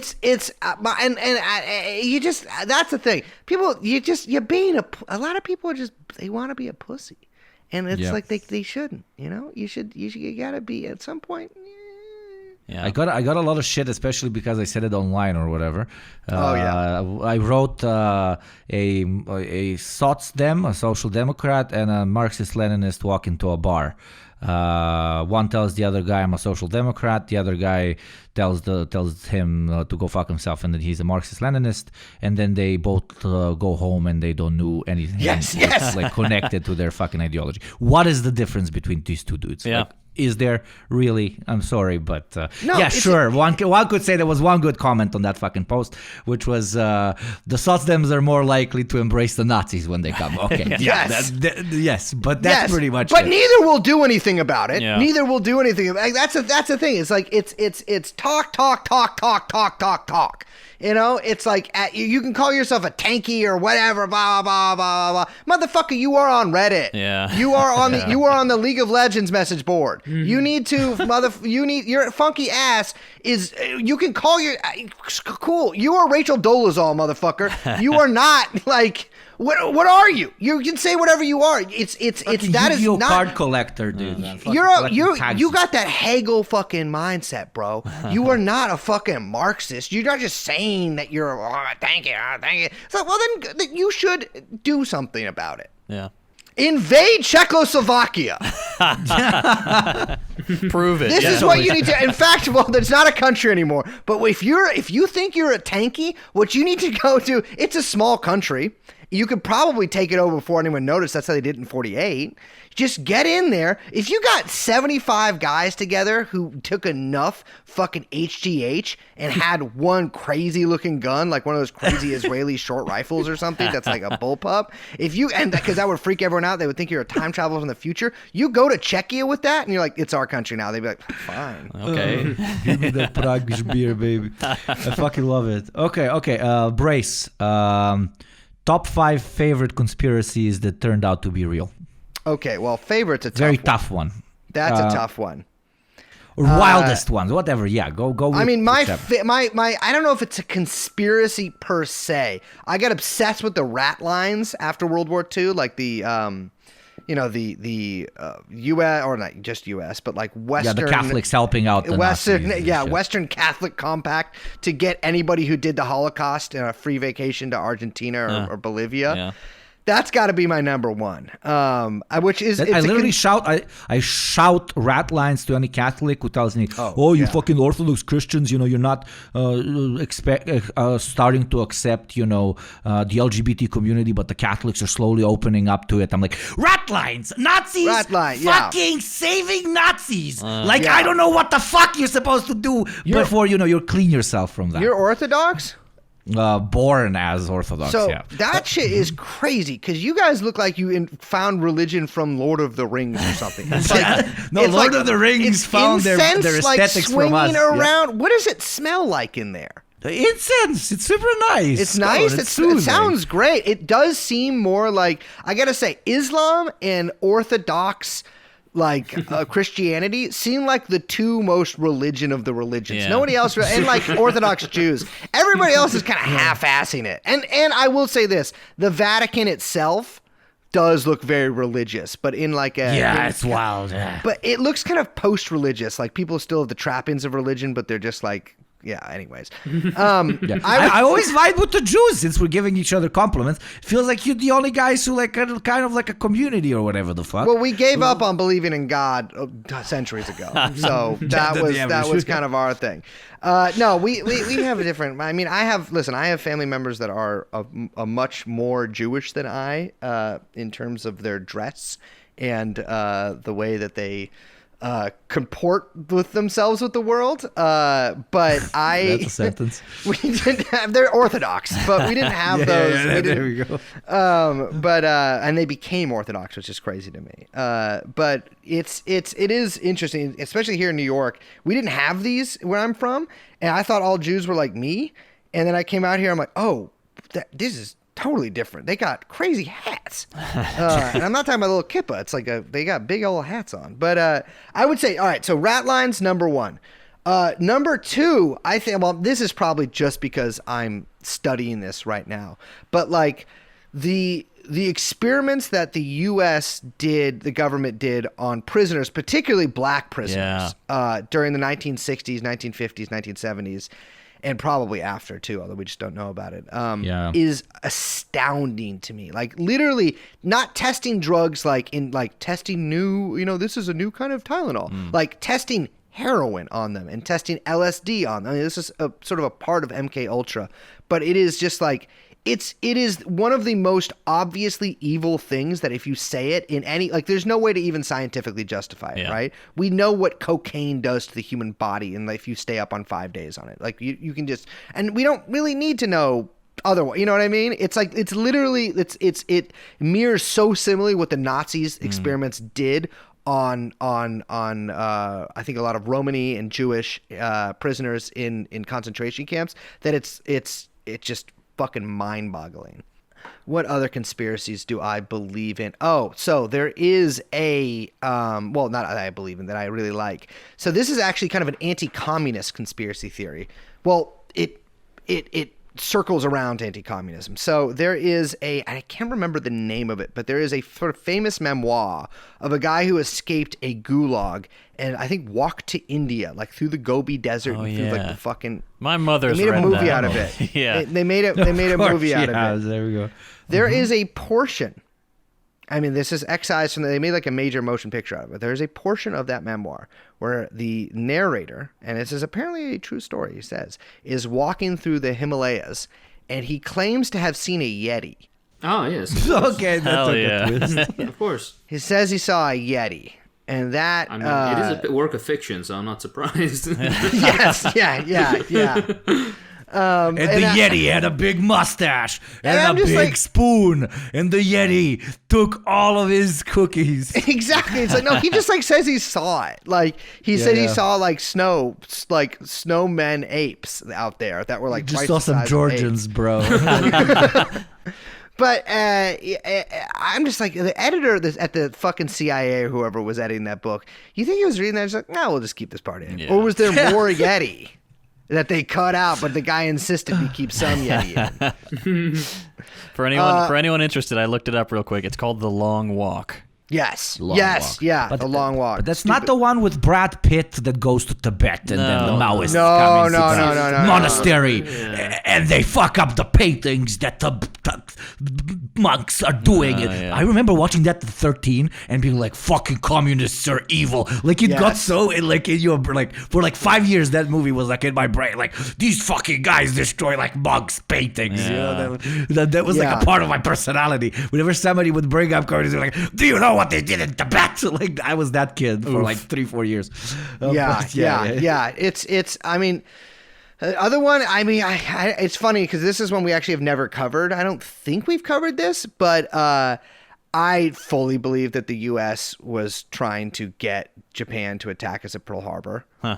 I've never heard that. Oh, yeah. Wow. That's a I've very heard this boomer. one. Yeah. That's a very boomer conspiracy theory. The idea is that what's it called? At the time, Roosevelt heard, or like he basically got a sort of memo information that the Japanese were going to attack, and instead of preemptively striking or doing something, trying to figure it out, he let it happen to allow the Americans to join the war, and then afterwards, so it was like an opportunity that arose, and the Americans chose to take it.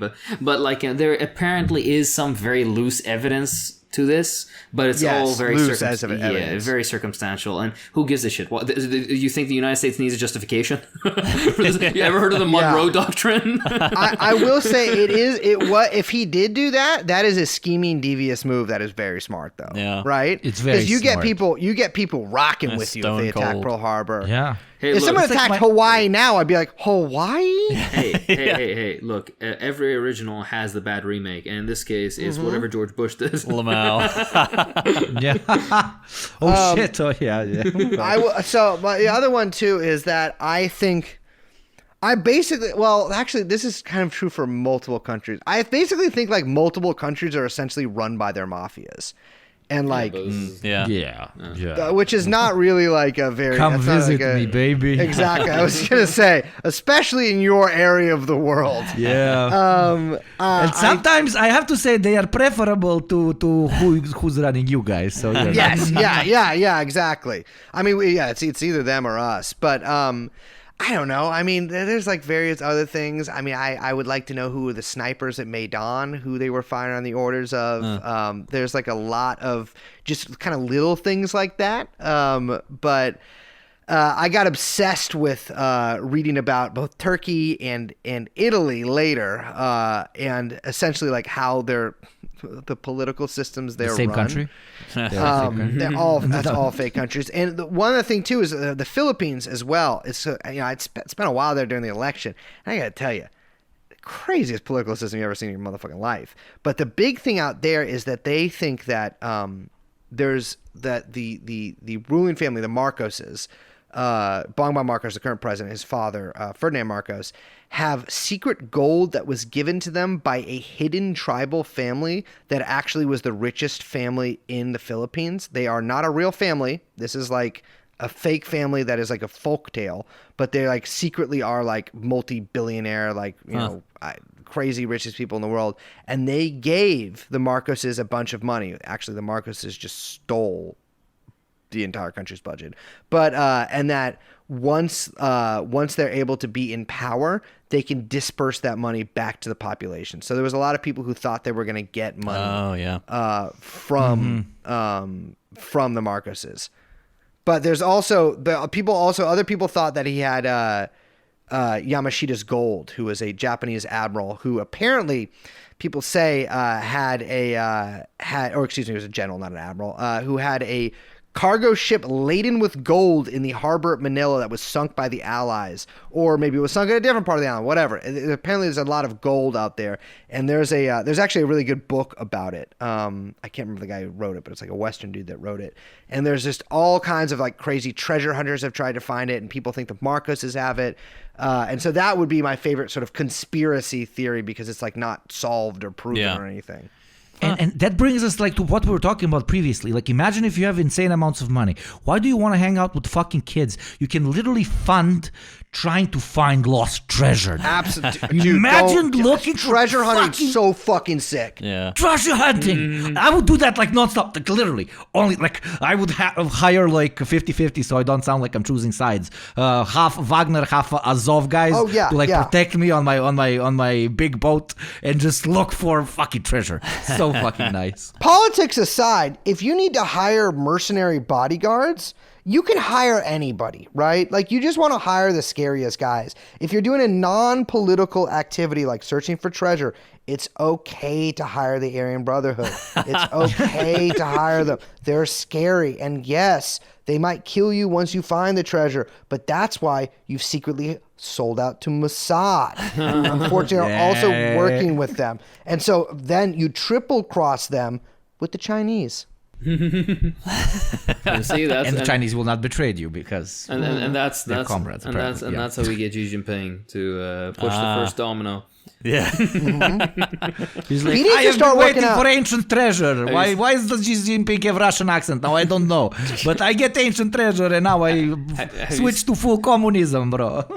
No, because you've seen the meme where it's like, I'm gonna be real with you, Xi Jinping. Fire when ready. Yes. My message to this is Xi Jinping. Think of the most powerful Western leader today, Justin Trudeau. Yeah. Why is he so powerful? It's because he's kind Castro's of son. like, well, he's kind of handsome, right? Yeah. Same with like that. Well, actually, not same with anyone. He's kind of in the lane of his own right there. Xi, you need to get lip fillers. You need to start fucking... You used to get the Brazilian fucking... the butt lift. You need to get a BBL. It's a dangerous operation, I think, but I think that you guys have a pretty good socialism needs. Doctors there now. Exactly. You need... I'm sorry. You need to be hotter. I think you have good doctors there, dude. In China, it's an 8-year fucking program. I would have killed myself. It's 8 years? In China, it's 8 years, Wow. and it's a combined master's and PhD. It's a fucking... Wow. Fucking authoritarianism, I bro. would kill myself. Apparently, The fucking CCP? Apparently, they introduced a new system now, which is like 5.5 to 6 years. But goddamn, I remember I had the privilege of meeting a Chinese physician, and we spoke about the differences of our systems. And I was like, God damn. My favorite thing about it was like, oh, like how is surgery there? Specifically because in my emergency ward we also have a surgical section that I sometimes have to work in. And I was like, how's the surgery there? And he was like, oh no, like our surgeons are great. And I was like, oh yeah. And I thought he would just stop at that. And he was like, yeah, like when you have like 1,000 people coming in every day. And I'm like, excuse me. Wow. Jesus. And it's like they have round the clock surgeons. And he's like, yeah, volume is not an issue. Like you could do like 5 surgeries a day. You can do 50. It's up to you. I'm like, God damn. What? That's And they have incredible. special rooms in China where they milk sperm. Oh, of, God. That's true. Yeah. That is as we know from I mean, so Jordan the reason they Peterson. have so many surgeons is because they need to harvest organs. Yeah. Exactly Oh, yes, right. of course. They need Yes. to harvest organs. of this Yeah. week's Because they- ethnic And group. people think that they put them in other people. They actually make crazy stews out of them that give you magical powers. How was watching the Falun Gong ballet thing? I mean, I know I Shen listened to Yun. the fucking. He's called Shen Yung. Okay, how was Shen Yung? Was it at least decent, like the fucking? Do they still have the play giant thing, Mark's head? or- Oh, I'm yes, trying please. to. No, they didn't. They didn't. shit. I'm trying to. When I went in there, I tried to depersonalize and become like a gay 65-year-old, never left Upper East Side of Manhattan in Yeah. my entire life, Jewish guy. I Who might couldn't like do it this, because yeah. I was so disgusted by what I saw. But I did, because that's the ultimate theater critic. But I became, I was freaking the fuck out how bad and boring it was. I was like, I thought this would be, I mean, there were parts of it that were entertaining. There was 2 dances about organ harvesting. The communist police, who for some reason had backwards hammers and sickles on them, beat the fuck out of some people. Yeah, there was people right. taking selfies, which they don't like, who got hit by cars and they threw their baby up in the air, and a Falun Gong practitioner caught the baby. Oh, of course. And multiple people, rather having themselves be killed by the CCP, what they always call Of it. course. Be killed by the CCP rather than give up their fucking Tai Chi bullshit.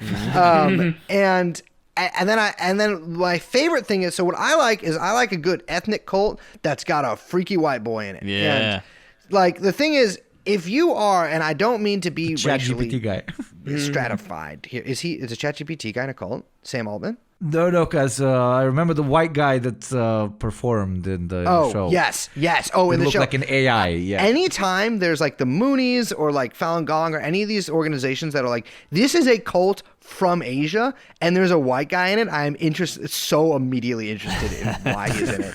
And so not only was there the robotic white host, there was also a tender well, I don't want to say tender with the context of what we talked about earlier. There was a 16-year-old boy who was selling merch.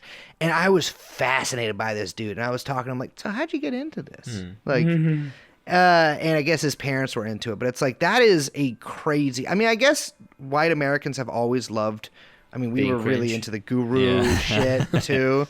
But that is like, it was crazy. And it was, the whole crowd was just people who went because of Subway ads. And so, because they're everywhere here.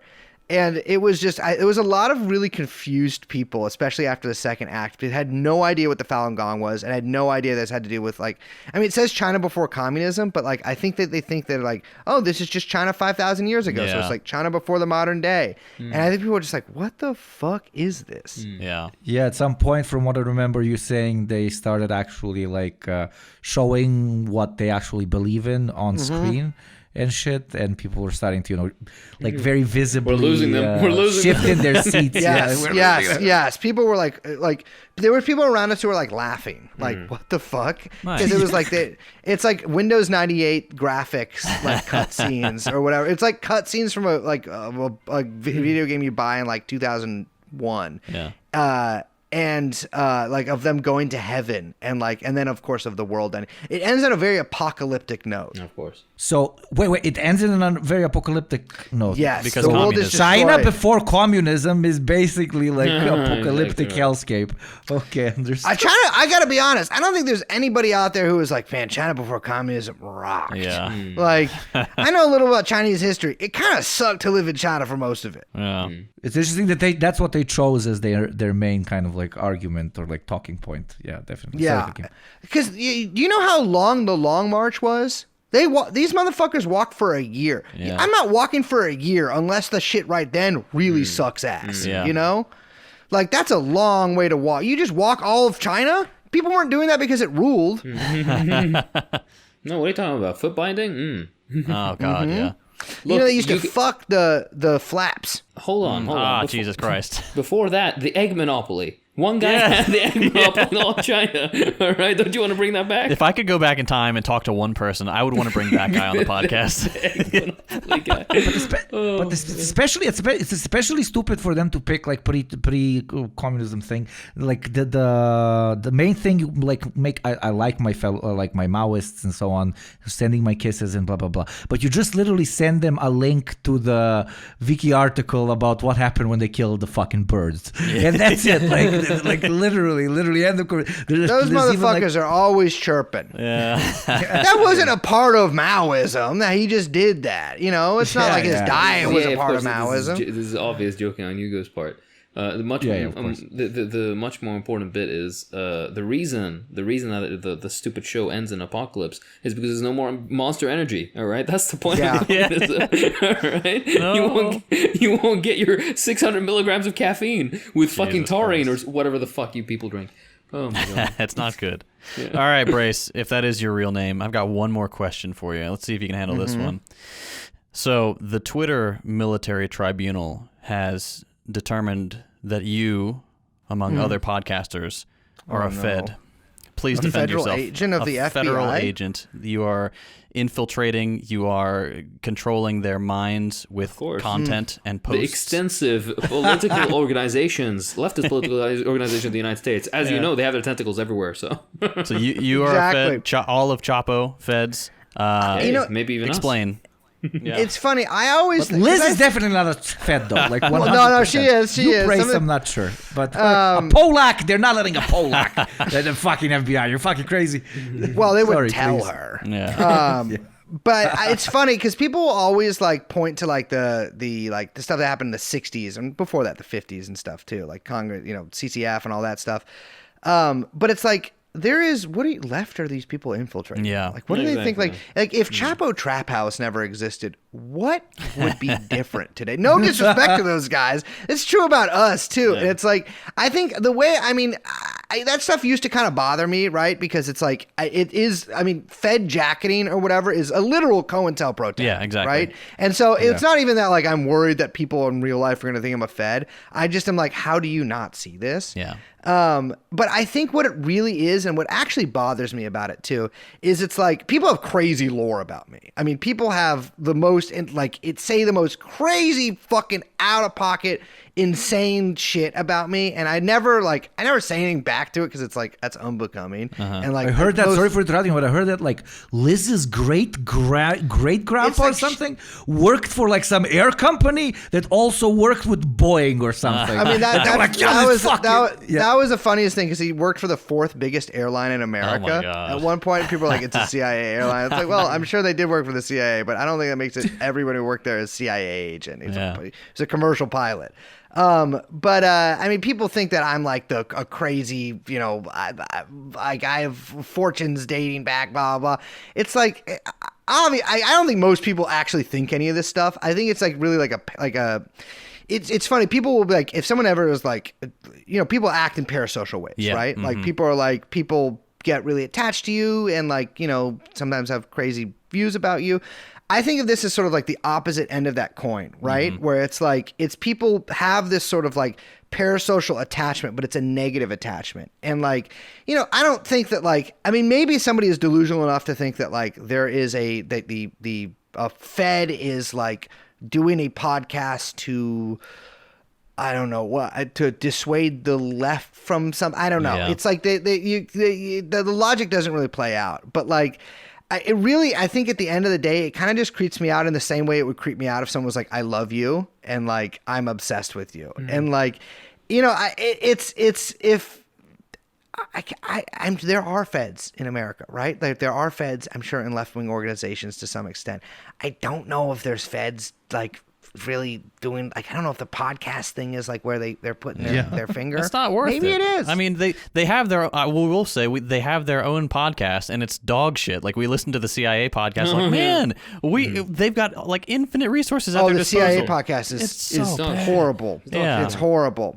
Yeah, I mean, I think that people like to think that like posting is dangerous, right? Yeah. And that like and so if you think that there are like all of the people, if you live online and if you think that all of the like people that you don't like online are like, actually they're not just people you don't like online or that annoy you, they actually work for the CIA. Right. And so like instead of just like being in your house and posting like, well, like kind of like in this like, you know, you're in the little group chats or whatever, but like you're still kind of just alone, and like, you know, living this like online life, that gives it, imparts it with meaning, as opposed to like, well, maybe this is actually just meaningless and like, who cares? And like, I've taken in the past like 5 years a big step back basically from using the internet. Yeah.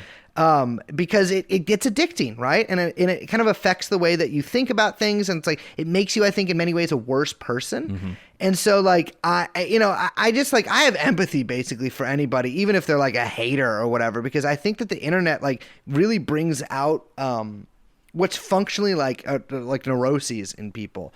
And like one part of that is people will be like, Brace, you're the coolest fucking guy ever. Blah, blah, blah. I'm like, you don't know me. I'm not. I'm just some fucking asshole. Or they'll think that like listening to a podcast is like being political or whatever.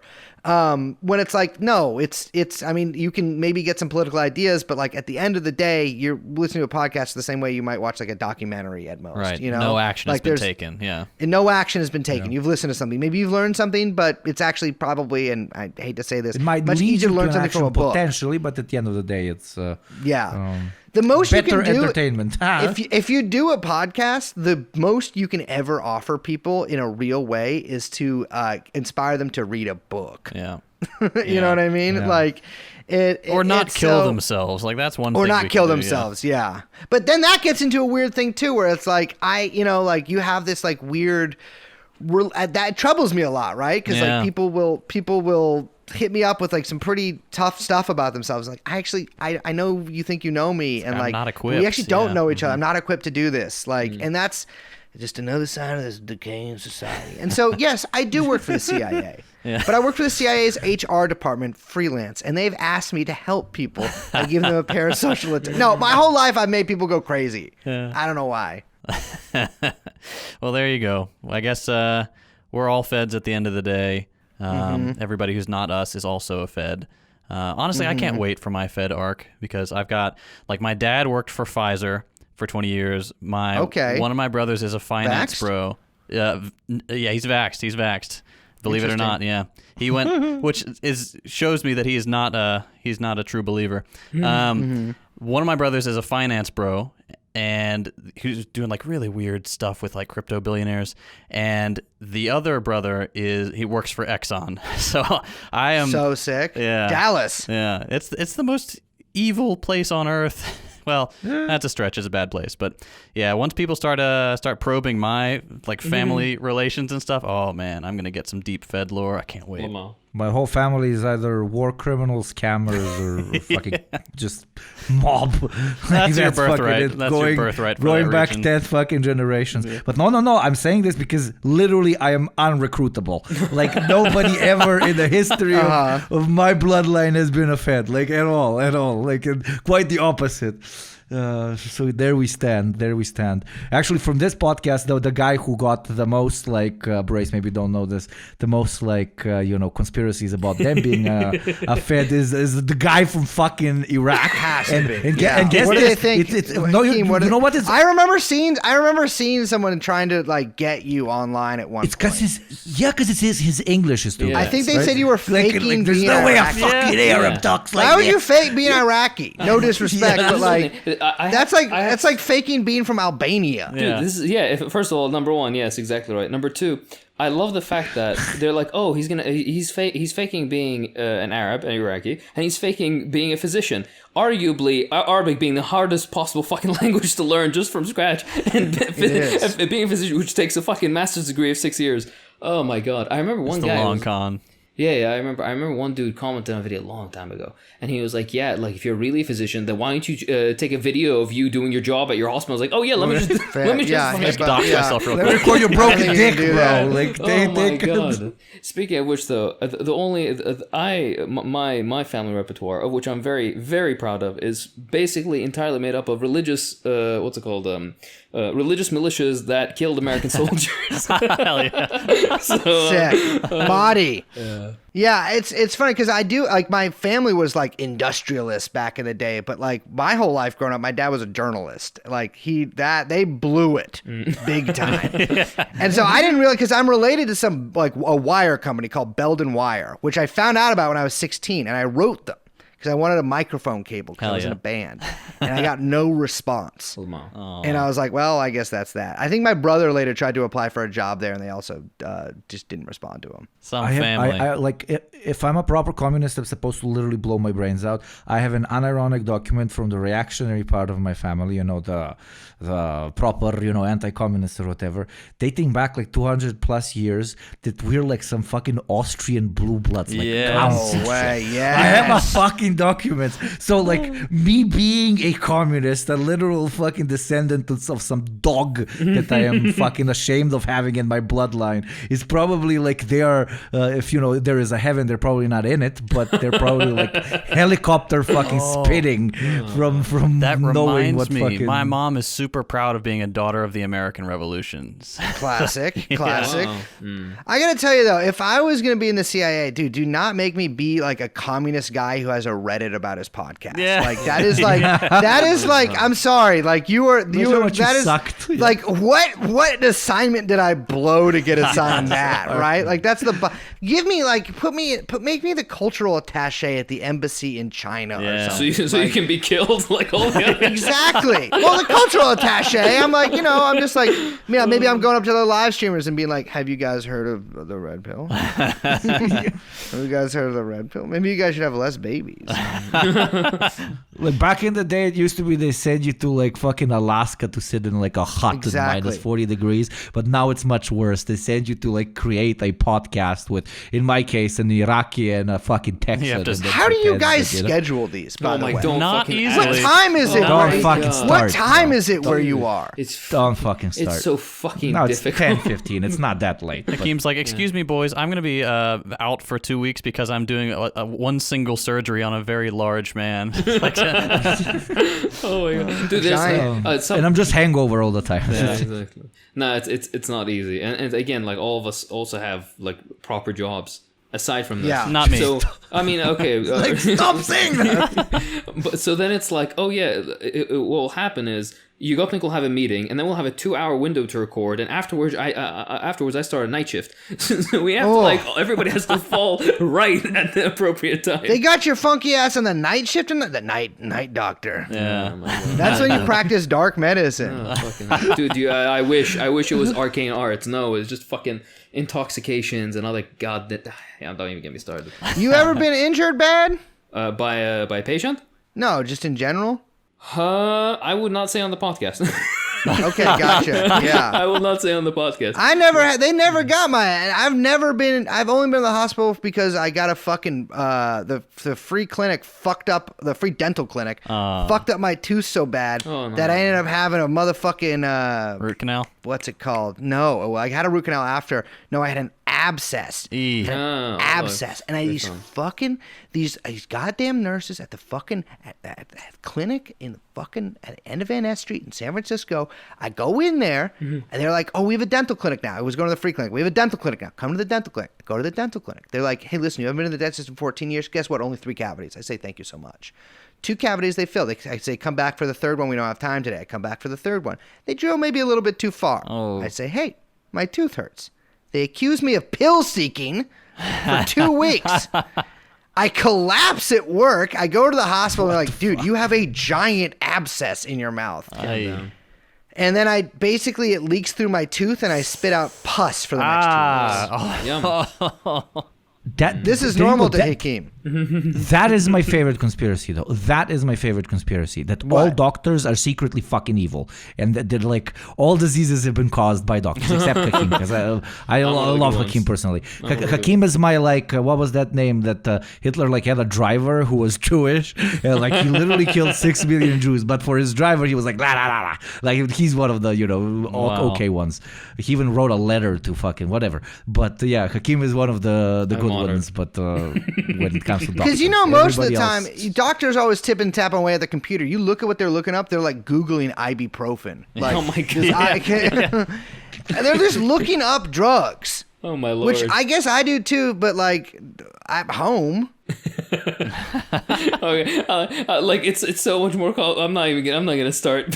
No, of course we're fucking around, man. I don't think doctors are killing people. No. It's because you're right. A lot of the time it is looking at. I remember one of the people I was working with today, and they come up to me and was like, "Do you know if this one medication? I only find in the injectable form. Do you know if there's the pill forms here?" And I was looking at it, and I was like, "Wait, this is the chemical name, and then there's a different market name." And I'm like, "Oh fuck."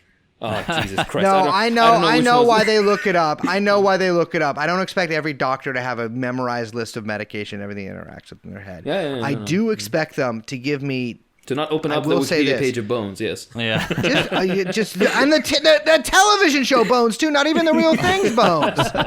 It's crazy. Because I go in there, I'm expecting Dr. House. Yeah. Oh but instead, dude, instead I just get a guy who's like, I don't know, blood. Siri, what's blood? Oh my god. Siri, can men get yeast infections? Well, now we and yes, Siri, they can. They can. Now we know. But so we can get yeast infections. Okay, let's get yeast infections. Your dick can do shit you could never believe. But do you get yeast infections from intercourse, or you get it from something else? I don't know. I mean, I've never had. I don't think women want to have sex. Never when they have a yeast infection. You never had it. But I think maybe you can. I don't really know what they are. But I got it from taking too many fucking antibiotics, and they gave me a fluroxybil or something that starts with an F, and cleared up in 2 hours. Huh? It's you get it either because somebody's immune is suppressed, or because of poor hygiene, which we are not going to cross out for you, my guy. I'm sorry. Not me.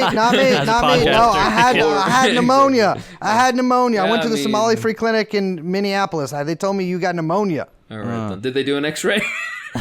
Or did they just be like, No, the guy just listened to my lungs. He's you're all fucked up. Yeah, Both times I've been diagnosed with pneumonia, it was just a doctor listening to my lungs and going, if it's whoa. bad, you can tell. But the first time I got my Merchant Mariner's certificate, and so I had to go to the Coast Guard doctor, and the guy was listening to me. He's like, "Whoa, brother, you have walking pneumonia." And I was like, "No, he said walking man's pneumonia." Yeah, walking pneumonia. Yeah, it's community-acquired pneumonia. It's very normal. It's the reason it's called walking pneumonia is because you have pneumonia, you don't even know it. I knew something was wrong with me. I didn't know I had pneumonia. All right. Well, I'm glad that you're fine. Please maintain regular hygiene. Please do not have intercourse with people with yeast infections, because that could give you a yeast infection. And try don't get gout. Yeah, don't eat too much meat. Don't be a fucking 15th century lord, and maybe you won't get out. I'm talking to somebody. Boris, and I will laugh. There you okay, go. Okay, Boris, exactly. I was about to say, I was talking to somebody on this podcast. Maybe don't get gout. Absolutely. Well, speaking of eating a lot, this episode will be easy to process, even though it is pretty long. I hope you're all fucking grateful to us for all the content that you've just gotten. Yeah. And then we will not turn it like some podcasts fucking do, and I have to wait for a fucking week, turn it into a multiple episode thing. Brace, can I have access to some special part of Patreon, because now you understand we're colleagues and I can actually get the full fucking thing, not wait for a week for part 2 when you do larger episodes. Hell. If we didn't do 2-parters, sometimes we'd never be able to do good 1-parters. Yeah. Think about it like that. I feel you. We chose the worst thing to do. Our podcast, it's we have to I have to read all day every day. It sucks. People But don't it's understand what it means to be a podcaster. They don't understand what we go through for them. The coal miners really have it easy. The coal miner. Coal miner listening to this in the Coal fucking miners, mines. You fucking... at least they were parodied in the famous movie Zoolander. The Zoolander doesn't even touch on the subject of podcasts. Yeah, truly the forgotten minority. Exactly. And with that, the most oppressed group of all The time. silent gamers. genocide. All right, enough. Yalla. Let's wrap up. we need a homeland for the podcasters. Damn that. Like, they'll go to Britain with the gamers, okay? Absolutely. Hey, you're coming with, motherfucker. Your podcast, the first Doctor, second. So, ladies, gentlemen, and NPs, this was Brace. Please check out the links below to find all of their content, be it the podcast, be it the Twitter, be it whatever Brace chooses to send me to link below. It could be his feet. I don't know. It's not my responsibility to check the links. With that being said, Brace, thank you very much for coming on. I am sure we have a lot of other fucking conversation points to talk about in the future when you come back, and you better come back. This is a direct threat. Oh, yeah, now I know would where you live.